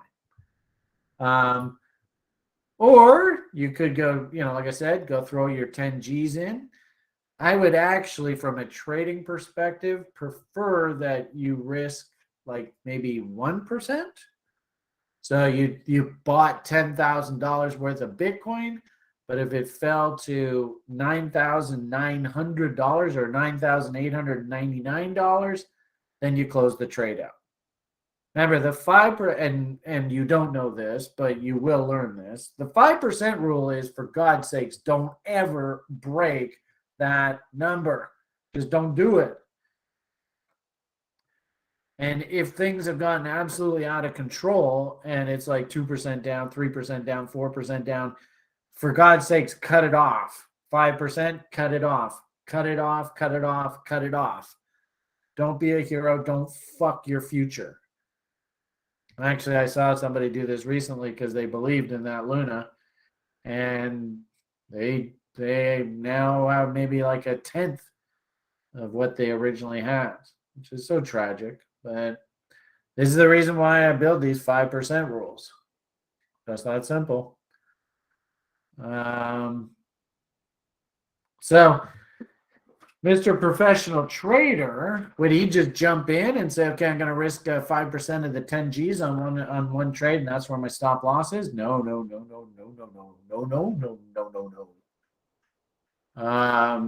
The 5% rule is, look at, you fucked up here. You better know where to draw the line and just don't make any more excuses.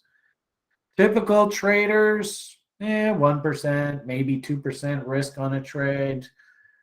And like I said, that way, if all hell does break loose and it's turned into a total train wreck, well, maybe you get stopped out at a 2.5% loss, maybe a 3% loss. So that's I hope that helps. John, are you here? It's a good question. And really, the best answer is just wait till we get to the risk management part of the course. If that didn't answer it, just go back and listen to what I just said there 2 or 3 times. I think you'll get it. But we'll talk about this in detail in the risk management module. Okay, number 5. Hey Brian, what do you think about fundamentals of this little company that GARP gave me? Is there something that you would like to see better? Let's see what you got here. What time is it? Oh, yeah, okay, I'm doing fine. Comstock. Oh, yeah, God, we've seen this thing forever. 8.3 million shares out, 2/3 owned by insiders. Little bit of debt. I don't like how I would prefer that they have no debt. Price to books, trading 2x book, so it's not cheap. Price to cash, 3x cash. Price to free cash flow, 5x. Yeah, I mean, I like stocks that are less than 3x cash, but that's close enough that if you really like the idea, it's okay. There's your PEG ratio, which is stunningly low, and they have, look at this, PE ratio 2x earnings. So, like you can see, they got a market cap of 40 million bucks, and they got income of 17 million dollars. So, I guess the question would be is, how did this 17 million dollars get generated? Was it just some one-time sale of an asset? Was it some sort of tax credit or something like that they enjoyed? You can see there is that EPS that generated that crazy ass PE ratio, but you can see forward earnings they're not reporting here because obviously there was some sort of one-time event here. Street's looking for $7, and it's like what, 4 and change? It's almost 5. Don't like the fact that you have this big outside downside reversal candle here. That's a nasty looking candle. So it would be interesting to see what happened there on the 1st of April. Was there some sort of news event that drove this thing down? Next thing, actually, Grim likes this kind of thinking that if or not Grim, beg your pardon, David O.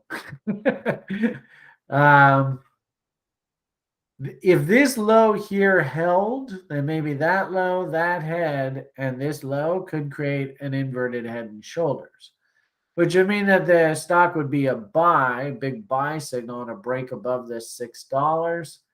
The fact that we didn't hold this low, though, and we went to lower lows means that this is maybe at best a megaphone. So I think I could see the $7 price target if this is a megaphone, because you connect that high against those highs, and probably that's like $7 down the road here. Would I buy it there at $4.90? It's a bit expensive. Of course, we talked about price gaps before, so maybe work your bid down at the bottom here.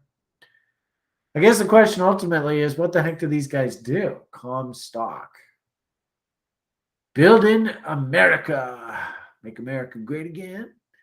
What does it say? With a stabilized portfolio of development pipeline that includes millions of square feet of mixed-use and transit-oriented property located around key metro stations in the Dulles corridor, Comstock is creating value through development and asset management while providing complementary real estate services. Comstock is at the forefront of the urban transformation of one of the best real estate markets in America. So Dulles, where's that? Dulles. Where is Dulles? Is that Texas? Where the hell is this? Washington. Oh, this is in Washington. So the question I would have for you is, what do you think about investing in real estate around Washington, D.C.?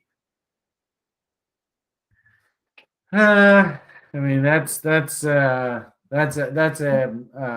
judgment that I can't really help you with. If you want to invest in real estate in Washington, D.C. area, okay. I'm not really a big fan of these kind of real estate plays at the end of these business cycles. This reminds me of the girl that did the video there that Chak Pak and all his crew were a part of, Besties or something like that they call it. So, I mean, is it a good idea to invest in infrastructure in the United States? And is the United States of America a good place to have capital working over the next 10, 20 years? Believe it or not, actually, I think the answer is yes. So, and the one thing I don't like about these kind of companies is look how many shares are out, right? There's only 8 million shares completely, and there's only 2.3 million shares in the float. So could they mess around with this stock? Keep in mind that the minimum listing price has to be $1. So I mean, if the field wheels fall off the bus, could this thing work its way back down against these lows? Yeah, you can sort of see, since the 20 low there, right? That's sort of, the Fed's guaranteed the bottom of the market.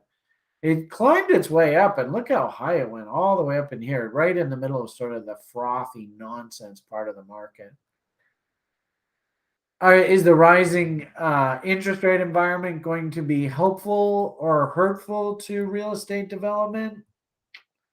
I will say that if governments have gone and built public transit to the ends of things like subway lines and light rail lines, then building out the infrastructure around this is cool, but at the same time too, is that a project that maybe we got to get through this interest rate cycle before you actually start seeing the sort of the investment pay off?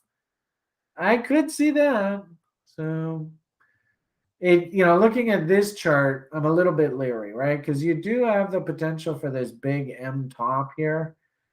And then what's the backdrop? Is the Fed raising interest rates? Is the Fed lowering interest rates?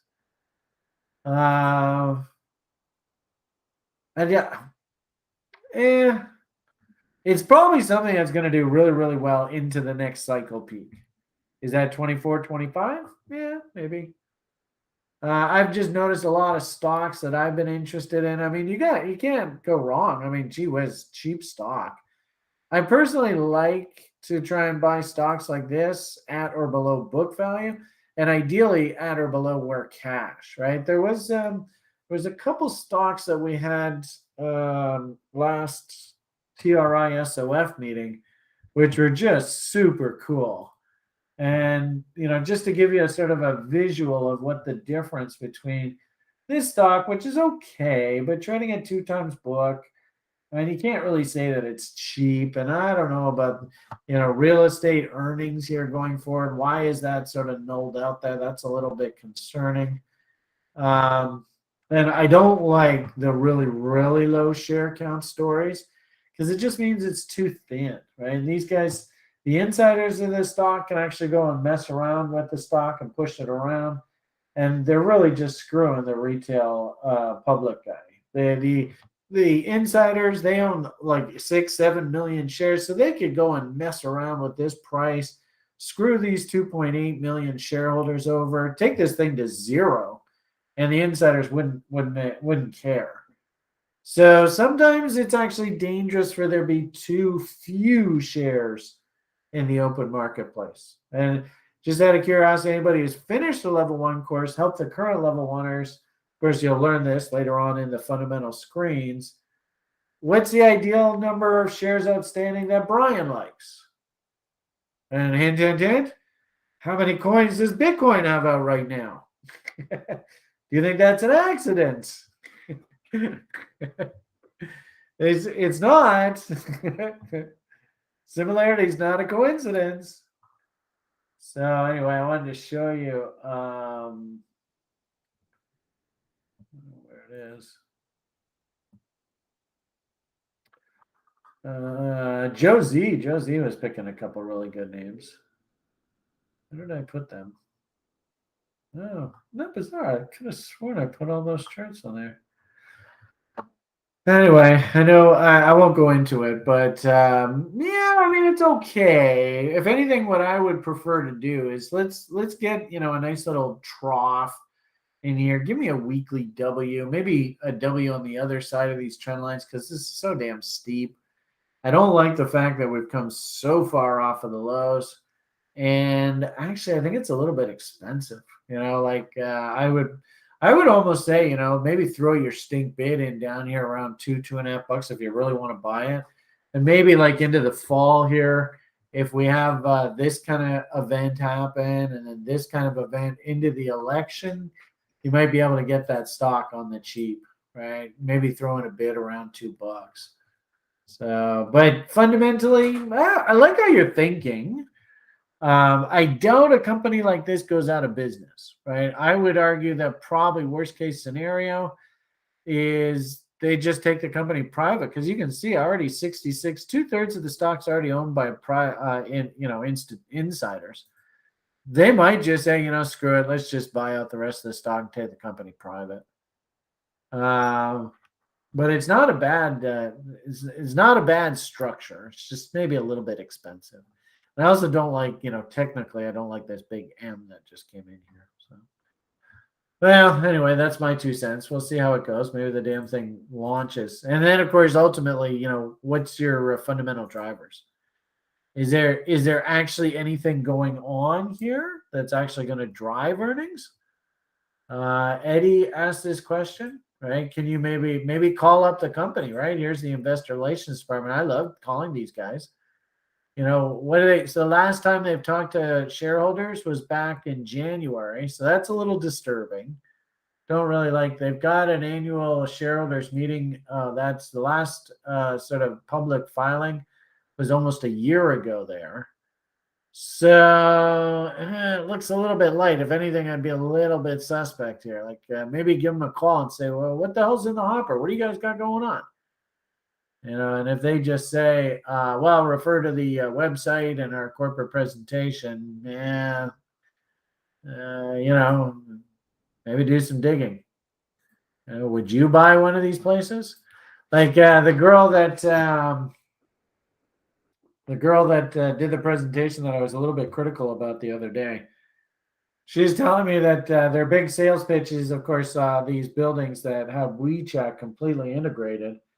And basically, you are becoming a drone of the building. And you are required, of course, to socially interact with all your neighbors. And, of course, Big Brother is following along. And, Brian, there's no fucking way I would ever live in a place like that. So there's just no way I could do it. But, maybe give these guys a call. Let's talk to their investor relations department. Maybe they tell you, hey, look, we got a couple projects that are on the go. I got big investors coming in. We're going to change the world. I don't know. Might even, well, anyway, I think I'll just leave it at that. Let's watch it over time. If anything, it looks a little bit pricey. It looks like, can you see how maybe we would have come in like probably back? Yeah, so you can see there's the double bottom. Eddie, can you see this chart? So ironically enough, there's your buy signal right there. So it popped. Hopefully you got a double off. Looks like you got another reload opportunity down here. So there's your big rally, sell half on a double, double, double, double. Woo, I'm rich. 50% of that range. That's exactly what that is. I'd actually say that the story's over here for now. Yeah, well, yeah. And if there are gaps down here, be very careful, eh? Like probably your best bet is to draw a trend line right off of those lows. And the funny thing is it'll probably come right back down into that area. All right. Well, can always ask. There's my 2 cents. All right. The Pamp asked, level 3. In the daily briefs, you mentioned that you use oil inventory reports for oil trades. Could you tell more about this? How traders should interpret the oil inventory report data? Okay, well, I mean, it's not really rocket science. What I do is we have, of course, every morning we're watching econs like a hawk. in the day trader room. And, pimp, by all means, if you're in the level 3, as soon as you sort of get through, well, probably, well, I would say as soon as you get through sort of our harmonics module, we'll open up a whole bunch of rooms for you. And maybe those that are in the level 3 program, after you've had your conversation with Steven, we'll open up the harmonics room for you. Maybe we can open up the day trader room. At least I know that you're not going to blow yourself up if you've gotten that far in the program. But what I like to do is just simply follow. It's weird this link doesn't work. If I just take this extra link off, it does work. Anyway, sorry about that. So on a weekly basis, we have oil inventories that come out every Wednesday. So, you can see coming up here, there's Tuesday. Usually what ends up happening is on Tuesdays, the American Petroleum Institute comes out, and that's a private organization. They come out with their forecast for inventories. So you can see API crude stock change. So this kind of gives you a heads up. And, you don't even see there. What does that kind of look like? Just do your PA 101 here. This is what drives the fundamentalist crazy is when you do technical analysis on fundamental data sets. They hate when you do this.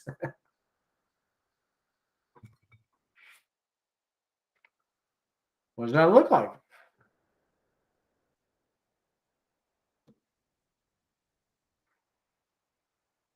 No one? Actually, let's go over to the YouTube page. Hey, there's YouTubers. Yes, that helps. Thanks, Brian. Cool. Hey, John, 99X. Cool. Sorry, guys, I forgot how to access the BCS question doc. Nick, if you go into your level 1 classroom, Josh, I think probably posted in there.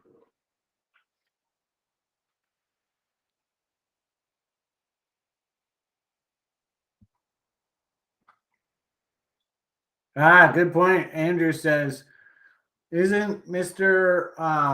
To get a 2-to-1 risk reward on this investment, taking $500 and buying Bitcoin and risking that to make a 2-to-1?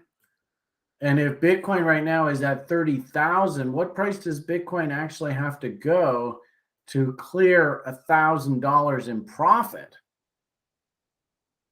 Because if we just buy it at 500 and it goes to 1,000, and if we were willing to risk $500, then technically that's just a 1-to-1 risk reward ratio. So nicely done there, Andrew, for pointing that out.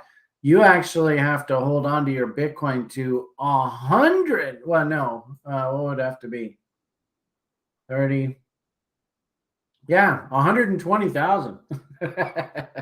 So you thought 60,000 was high. That's nothing, buddy.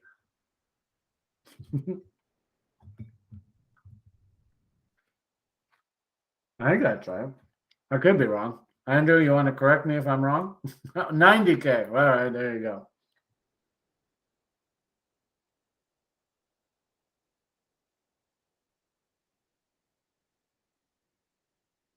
Yeah, 60,000 in profit, 30,000 in risk. Yeah, you're right. Thank you, sir. Hey, you know what that is? That's TRI 1 + 1 = 3, where we all work together to try and figure out what the hell the answer is. So thank you, Andrew. Appreciate that. All right, moving on. Any other questions here? Are we done? Let's see. Here we are. Oh yeah, oil inventories. Yeah, we were working our way through that. Okay, so nobody answered this question. What does that look like?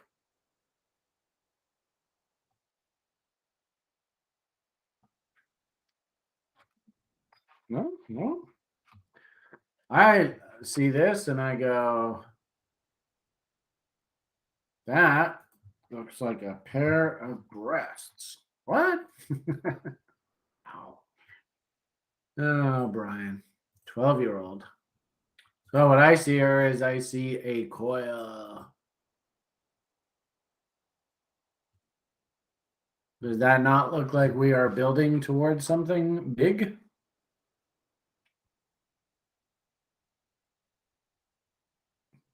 So in a weird sort of way, if you look back on the beginning of April,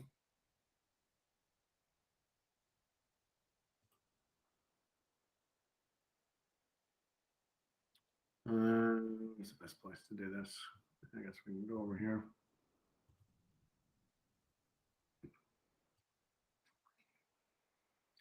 Lo and behold,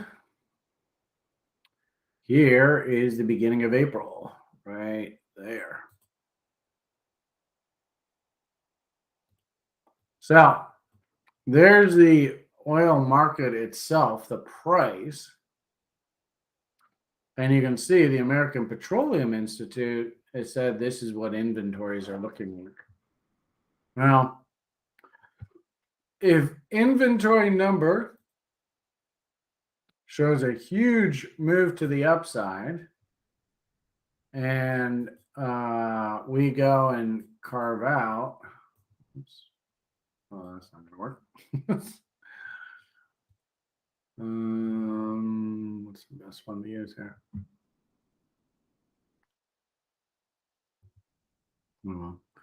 We go and carve out a big W. Use pen. I guess here, right? Hey, there you go. Let's make that a little thicker. All right. You can see it, right? I mean, look at that. If we go and W out there even, is that bullish or bearish of price? See if you guys can figure this out.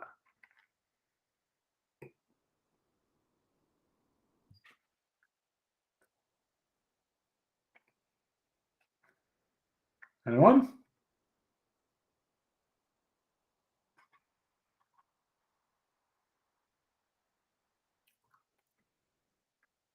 Yeah, a 50% chance. We've gotten 2 bullish votes. So I guess we're going to have to go with bullish. This is inventories.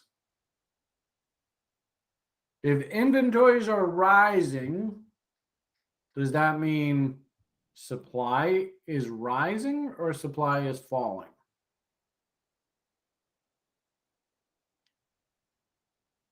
If inventories are rising, up and away, does that mean supply is growing or supply is diminishing? It means supply is growing. More supply, more supply, more supply. Inventories, the amount of oil is getting bigger, more supply. So is that bullish or bearish? And since 2 people said bullish and I didn't say yes, and you had a 50% chance, maybe it's the other thing. It's bearish for prices because it means more and more oil is stockpiling, right? This is the inventories. So then if we back up the equation and we go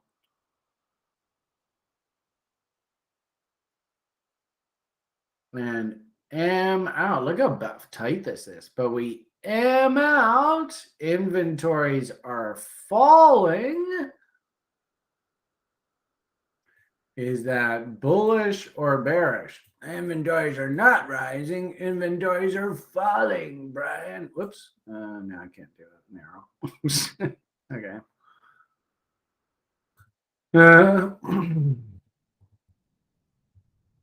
Holy moly. How far do I have to go back? There we go. All right. So this turns into a big M. Boom. Inventories are falling. Is that bullish or bearish of price. Inventories are falling. That means there's more demand, less supply. Prices have to go up. So, does it not make sense that from a fundamental perspective, we're sort of sitting here waiting, right? The jury is out. Does that make sense?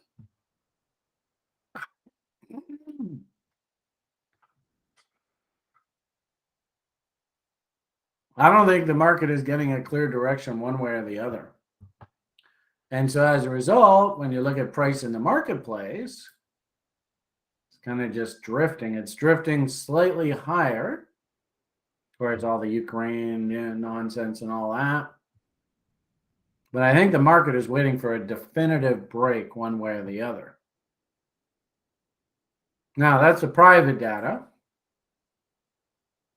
Now we can look at, this is API. So you want to write that down. On Tuesdays, you want to sort of look for what's the clue coming out of the private data. And Wednesdays, we have the government data, right? EIA, Energy Information Association. And the problem with EIA is, do you think it's slightly politically finessed? It's maybe the best word to use. Can you always trust government reporting? Ironically enough, they often say that you shouldn't trade things like the jobs reports because they're heavily subject to revision in the following months because the governments always misreport the data. It's so terrible.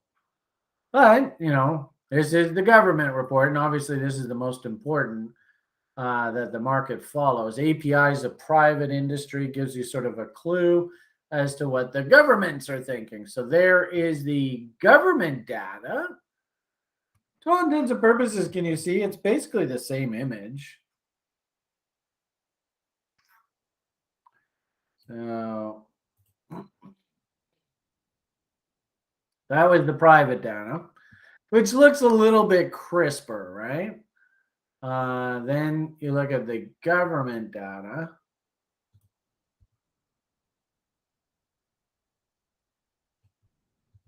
You can see that we have lower high. So that's following along there. And you see that we have higher lows. Can you see how it's generally the same image? And very simply put, it's the same logic. If we go and you find that there is a massive build and we're above 10 million barrel build in the inventories, is that bullish or is that bearish of price?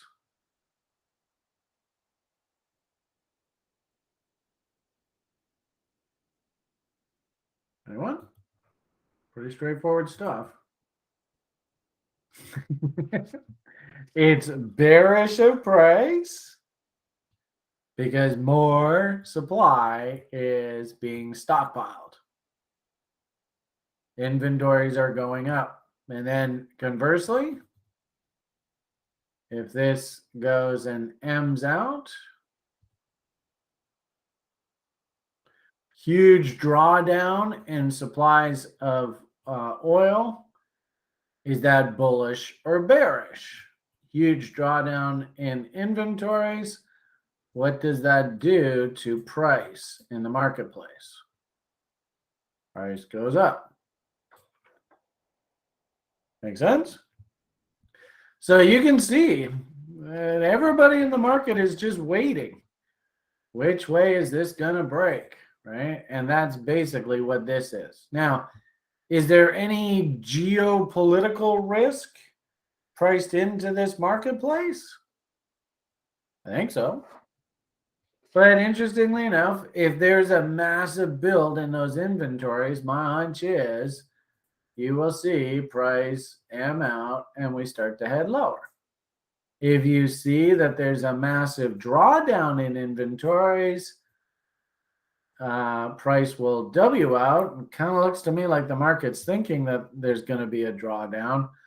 But also, too, we have, of course, Mr. Putin and all that stuff going on back east, Eastern Europe, affecting this marketplace. But I think the simple conclusion that you can make out of this data right now, trading the fundamental data, is that we are wedging. So I would say let's keep a close eye on how this develops. And do we get a clear break one way or the other in the data? And my hunch is the market will basically probably trend in whichever way this thing definitively breaks out. So let's just keep an eye on it. Whoever asked this question, well, let's come back to it in say 3 or 4 months' time, because that the proof of the pudding's in the eating. So we come back to it in a couple months' time, and let's see what happened.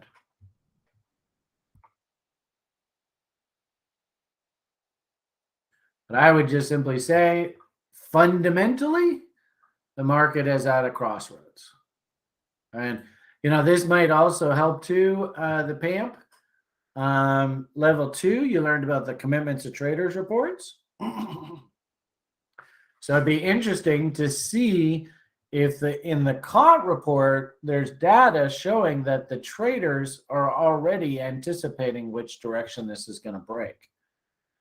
And the PAMP, I'd be curious if you can remember, who are we supposed to follow in that commitments to traders report? And whatever they're doing, my hunch is they probably know exactly which way this thing's going to break. All right, number 9 says, what is your take on the idea Bitcoin never went lower below its previous all-time high? I don't understand why people say this. I mean, what the heck is this image? In fact, somebody on YouTube was sort of grilling me on this, and I was like, well, first off, I don't really buy that. It doesn't make much sense to me. But yeah, right here. I mean, is that not below its all-time high? I mean, that looks like it was an all-time high. Looks like we definitely went below there. There was a day here where, man, it traded quite a bit below all these highs. So I'm not quite sure I understand that. And I don't mean to be rude. So fucking what? I mean, so what? What difference does that make? My hunch is the reason why this bottomed down in here was this was near cost of production levels. And also, too, I distinctly remember lots of talk about 51% attack through here. Of course, we had the Phoenix hack and all that. And Simon Dixon came riding to the rescue to save Phoenix. And then we had the government auction of seized Bitcoins. So down in here, basically against those old highs, and in this area, this was deep, deep value. 70-80% correction of previous move. So 70-80% of previous move. If we do happen to dip down in here, what difference does that make? I don't think I quite understand that. I guess because when we blasted up through here, when we came down, we bottomed at about 3,000 or 4,000 or so, somewhere in that area. So as a result, we never did trade through there. But I think that's an example of that negates that thesis. So I don't really, it doesn't mean anything to me. So I said, and really this is actually my reply. What I'm most worried about with the Bitcoin community is their relative inexperience. Now, keep in mind, Bitcoin didn't come into existence until really kind of like after the last financial crisis. And Bitcoin has not existed in a world where the trend of the cost of money itself is rising. Bitcoin only knows a world where the trend of the cost of borrowing money is falling. So for anybody to sit, and remember I said earlier, when I first got into this business, there was one broker was like, how long have you been doing this? I was like, 1.5 years. And he's like, shut the fuck up. So my thesis, believe it or not, you're all not going to like this very much, is Bitcoin could easily just trade between what I think the cost of production is right now,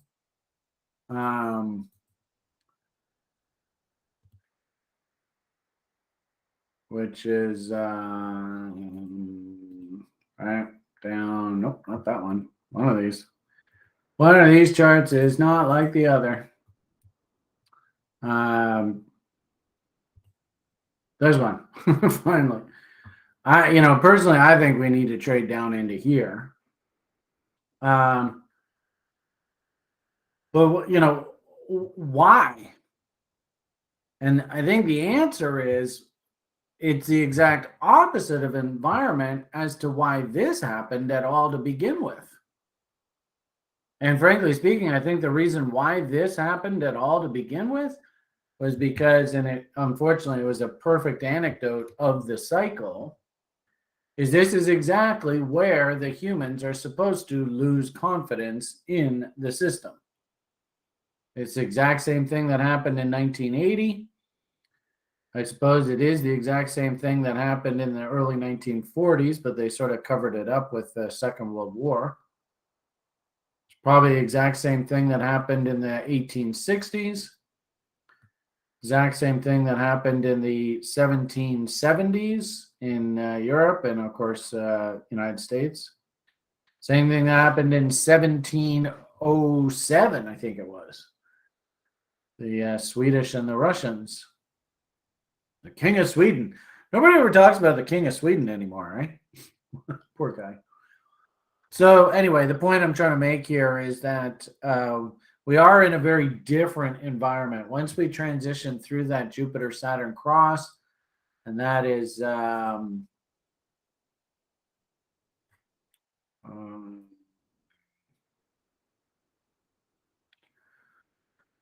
which one is it? This chart. Fundamentally, the fabric of our entire sort of financial system has officially shifted through this transition window here. Hell, when I told people that I was expecting the US dollar to rally here for the next 10, 15 years, most of you guys thought I was fucking badass crazy. And I think we've gone a little too far too fast, and I wouldn't be surprised if there's some backfilling here. But man, that looks spot on. I think the American banking system owns the world. Winnie the Pooh is giving them a run for their money down there in South Asia. But you saw Joey Diamond head over to Hong Kong. Remember, he said, well, JP Morgan will be in Hong Kong far longer than the CCP will be around. And, well, what a surprise. CCP all of a sudden comes in and just shuts Hong Kong down. I mean, these people, they're playing for keeps. Oh, no. This is all about cocoa. It's about cocoa. Yeah, whatever. It's remarkable, the bullshit. So, I believe that the backdrop of the capital system, unfortunately, all of you guys in crypto, crypto itself, right, came into existence. Ironically enough, this is what fascinates me, is that basically there is the financial crisis. There's where Bitcoin sort of got its get-go. So interestingly enough, the US dollar index itself is actually still very, very strong. I think they own the world. And I think just, especially with what Vladdy's doing in the world, the euro's in a bit of trouble. It'd be really interesting to see if the euro can survive over the next 20 years. And also, too, thought it was interesting. One of the hallmarks of the anti-commodity cycle is usually these commodity countries start falling apart. And in the late 1990s, well, I guess mid 1990s, there was actually a referendum in Canada as to whether Canada should even stay together. And it was like 51% votes to stay in Canada, 49 against. It's like, come on, seriously. So obviously it was pretty finessed. But they just passed a law in Quebec basically outlawing the language of English. Now, it's so dictatorial there. And well, I thought this Canada was a free country. Yeah, nice fucking try. And I've often said, like, don't judge how free you are in a country during good economic times. You actually judge how free you are in a country during bad economic times. And oh, by the way, Canada has now turned the corner. We're now theoretically in like a 15, 20-year bear market. And I actually heard somebody the other day, there's some think tank that did a report saying that Canada technically should underperform for the next 30 years. 30 years. Oh, good. Talk about a top. So anyway, I think a lot of the sort of the MMT, Klaus Schwab nonsense, communism, a lot of this stuff's going to be unwound. And ironically enough, it reminds me exactly of my childhood because I lived in LA in the early 80s. And all of the shit that happened in the early 80s is basically just history repeating itself. Volcker had a war on inflation. This is going to be Jerry Powell's war on inflation. So bring it all full circle. And this is actually, it is full circle because this is where we started the conversation today. I would actually make the argument that now Jerry's going to go about the process of actually trying to reestablish his credibility in the market. Because I think a lot of people that are Fed watchers and that manage serious amounts of money, they have completely lost faith in the U.S. Fed. And they're just calling bullshit. They know exactly what's going on. We all know what's going on here, guys. And if you don't know, you're not very smart. I don't mean to be rude. It's so blatantly obvious what's going on. I'll leave that conversation for another day. Let's see if you guys are like, oh, what the hell's going on? But I get the impression that because of the sickness, the banksters, of course, like Klaus says, don't let a good opportunity go to waste. They use the opportunity to inflate the economy, which, of course, like we said, what's really going on, that's what's really going on. They can't continue this deficit spending world with just a static money supply. That doesn't work. So I think they let things get a little out of control. And like I said, my knee-jerk hunch reaction is that a lot of, like Stanley Druckenmiller type people in our society are like, you've lost all credibility in our eyes, Mr. Powell.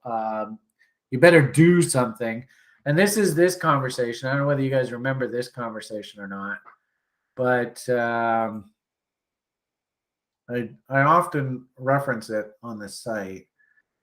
This conversation, right? So this is, if this relationship gets above 1.0, this is the Fed spread. It used to be called the TED spread. Then it means you got a crisis in the financial system and all hell's about to break loose. So the Fed comes along and says, okay, fine, we'll raise. And all of a sudden an M comes in on this spread and we're back below 1.0. So we're going through the process now of the Fed actually reestablishing their credibility in the marketplace, which means I think that basically Bitcoin did its job. Bitcoin basically existed as a counter to confidence in the US dollar. And, through the whole money printing, George, and like I said, I've said all along, this is really a puppet of George Bush Sr. and all his buddies at the CIA because they needed some sort of hedge and they couldn't let the public buy gold, and they couldn't let gold take off, because if gold takes off, then the whole damn system collapses.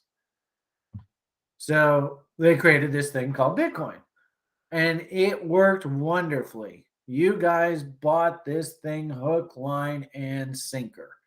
And all of that sort of inflation, store of value, we're going to bury our head in the sand. We have no faith in the US dollar index itself, because we know what the Fed down in the States is doing. This thing, it worked perfectly. And oh boy, did this thing go up, along with all the shit coins and all that garbage, right? But I get the impression that as of this year, and really I think this has everything to do with Jupiter, Saturn cross. If you don't understand the significance of astrology, listen to JP Morgan. Billionaires, what is it? Well, millionaires disrespect astrology, billionaires respect it, or whatever. He was actually giving you a hint. The only problem is the public never listens to these things. Jupiter Saturn cross happened, and literally on that event, right? That is, I mean, I can't tell you, folks. And it didn't shock me, because this is exactly what I was expecting. But basically, Jupiter Saturn conjunct, you got a fucking insurrection going on the steps of the U.S. Capitol. This is crazy. What the hell's going on here? It's like cats and dogs living together. It was the ultimate expression. And then, ironically enough, on the other side of the event, look at what this goddamn dollar has done. It's just rocketed higher here. Why? Because I think the Fed has said, okay, enough is enough. We had to wait for the Jupiter Saturn cross event to happen. That is now the long-term interest rate cycle pivot. And now interest rates have to go back to normal. And that's what this conversation is all about. And we're just going through the process of normalizing interest rates. This is what the silly housing market is fearing like the plague. What is going to happen, and especially in stupid places like Vancouver, British Columbia, Canada, where a 2,000-foot duplex in Burnaby, I just priced it the other day, I was curious, still $1.5 million for a 2,000-square-foot duplex. Are you kidding me? What is this image and this change in the cost of borrowing money? What is that going to do to that dynamic? And frankly speaking, I think it's, Vancouver real estate's a ticking time bomb. But anyway, as all of you on the site know, I'm thinking about moving to Europe here shortly. So we'll see how that goes. And I'll be more than happy to leave Vancouver. I think I've had enough of this place for at least the next 10, 20 years. Let the disaster happen. Let the dust settle. 10, 15 years from now, probably, like just a whole absolute disaster in some economic form or another. And then I'll come back and I'll start buying on the cheap again when prices come back down to earth. But I definitely think that the interest rate environment has changed. It's shifted. You guys all have come into this world in a falling interest rate environment. Right? I mean, the irony of it all is I doubt any of you actually participated in this economy. I mean, I was very young and I sort of watched from the periphery. I was only 10 years old, but I remember distinctly, I mean, this is early 1980s. So that is basically a 40-year cycle in falling interest rates. And ironically enough, I think actually we got now 40 years of rising interest rates ahead of us. Party, party. So how does something like a Bitcoin act in this environment? Frankly speaking, I don't know. There are some people that I've talking heads that are probably a lot smarter than I am that have said things like a zero yielding asset that has nothing more going for it than a quote unquote store of value that's already very, very expensive relative to what it actually costs to make one of these things. That's a potion for disaster. Unfortunately, what it means is I just can't be bullish of Bitcoin here. So we'll see how it goes. Obviously, that's not exactly what you want to hear. But if we do bring the price back down into these levels, I'm very comfortable with starting to accumulate the corn again. More than happy. In fact, what I would say, and it's the same thing I said last cycle, Tried to get the boys interested. We'll give it a go this time. Hopefully, we'll get this place in Portugal set up. And there's this one place that has like a river running through it, so we could have our own hydroelectric power. We should get a whole bunch of mining rigs going and just mine the shit out of this stuff when it dumps down into these lows, because we'll just do the whole damn cycle all over again. But here at $30,000, I don't think there's value here. And then the final thing I would say is sort of what's the coup de grace to all this. And I hate to say it, but I actually think that stocks lead everything. So why don't we go take a look at what some of the crypto stocks are doing? Obviously, there's that Mr. Saylor guy. Everything on balance, he's probably a pretty good proxy for the space. Comes in, FOMO buys the top. He's probably going to panic dump and get liquidated at the bottom. And it's just the way capitalism works. So, there is your sort of fear, greed cycle. Where are we? And unfortunately, I think we're in the tough part of this. We're not at the bottom yet. We've already had a substantial haircut. So everybody's kind of thinking, okay, well, we're done. It can't go any lower. And I'm fearful that we still have this grinding part of the bear ahead of us that could easily last another year. And this is the part that's actually going to probably drive most of you away. So that by the time we actually get down here, what's so funny is I actually did a video with that Da Vinci guy down when Bitcoin last bottomed down here. And there were very few people that watched that video. It's kind of funny how it worked. And even the people in the space the last time we were down there, actually most of those influencers were bearish and were shorting down here, which I don't think is a good idea. So you see Mr. Saylor's stock. You see this big old price gap. You see that this is a V bottom. You see that we're back down in value. And does this thing just swim down here for the next little while down here? I think so. Could it take a year or so for this guy to turn around and start basing and maybe getting ready for a counter turn rally? I think so. The only problem here is that I think this is yesterday's story. You guys don't like to hear that. I like the idea that blockchain, right? If anything, what I want to do is I want to pick guys like Collins here. And he's a random task guy. I think actually he does post on this, so you'll probably see him somewhere in here. Where is a random task? There he is, this dude. He's involved in the VC space, and from what I understand, I think he did fairly well last cycle. So I think he's got a pretty good reputation, and I think he's relatively liquid. So the question ultimately is, what is he interested in next cycle? So like over the next year, I would be very, very interested in what he's interested in. That might be, he's going to be on the ground floor when this whole damn market bottoms, and I guess I got rid of it. Anyway, we'll leave you go there, Colin. But when this market bottoms, and we start putting in, the weekly W's and all that kind of fun conversation, probably down here on this guy, maybe, mid 2023, whatever Colin's interested in, that's what I want to pay attention to. There was a name or two that he was interested that he told me. So if you want a freebie here, here's a fun little freebie for you. I got Sjord to go and buy a whack of this with some of that Luna money. So thank heavens we at least put some of that Luna money into names that I think, might be the future of crypto.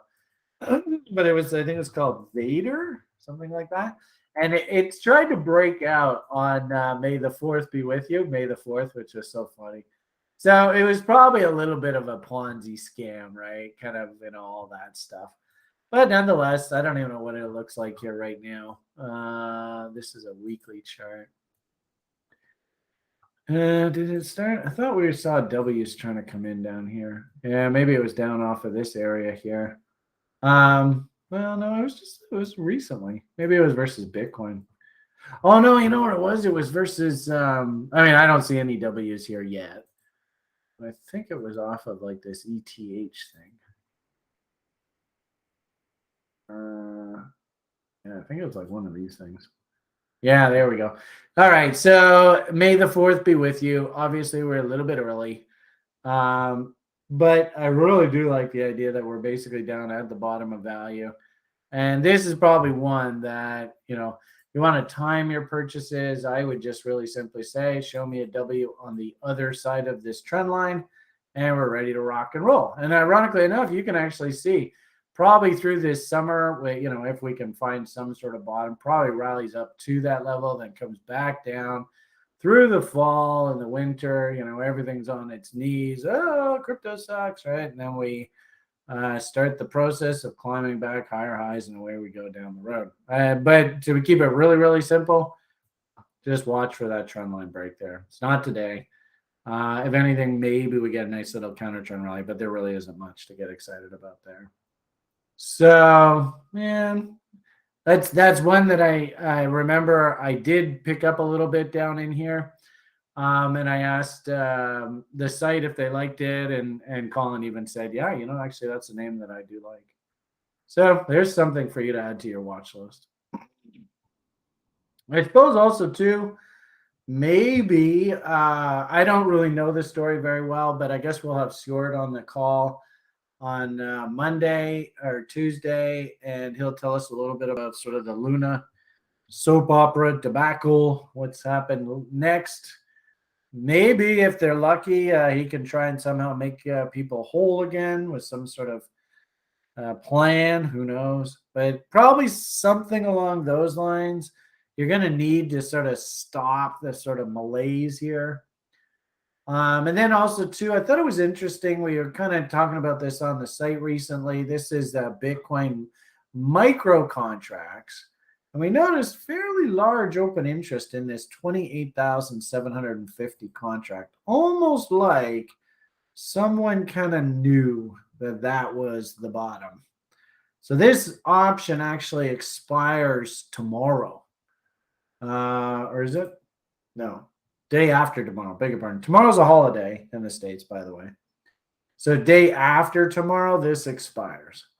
My hunch is that they probably want to get exercise down in there.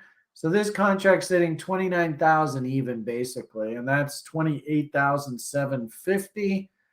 I don't think you're going to see a hell of a lot of movement in the corn price ahead of that event. Right? Maybe they let it expire in the money. Maybe, corn falls a couple $100 here over the next day or two. That expires. I think that they actually want those coins. So that is interesting. That jumped out of me, and I sort of was posting that earlier today as well. So I'm getting the feeling, and I think I put it, I don't know whether I put a tweet or I just put it in the lounge. I'm getting the feeling like it's sort of like we've gone down an awful long, time here. I mean, we're just negative. We were posting these kind of ideas that we knew that, DCNEO Reports was looking for that pivot mid-year. It's interesting. People on the site are now posting this descending wedge. Oh, what a surprise. And how do descending wedges play out? We're hearing Joey Diamond now saying 38,000 is probably doable on the corn going forward. Does this mean like today is the bottom? I doubt it. Like I said, probably want to let that options expiry happen. So there is that reference there. Oh, what a surprise. We're up against these levels. I wouldn't be surprised if we just sort of triangle out here for the next couple months as the rest of the market sort of firms up a bit and we get ready for the fall, this coming fall, which I have a feeling it's going to be a bit nasty. So just be forewarned. So I think there's sort of your summary of the market. I think I covered all the questions.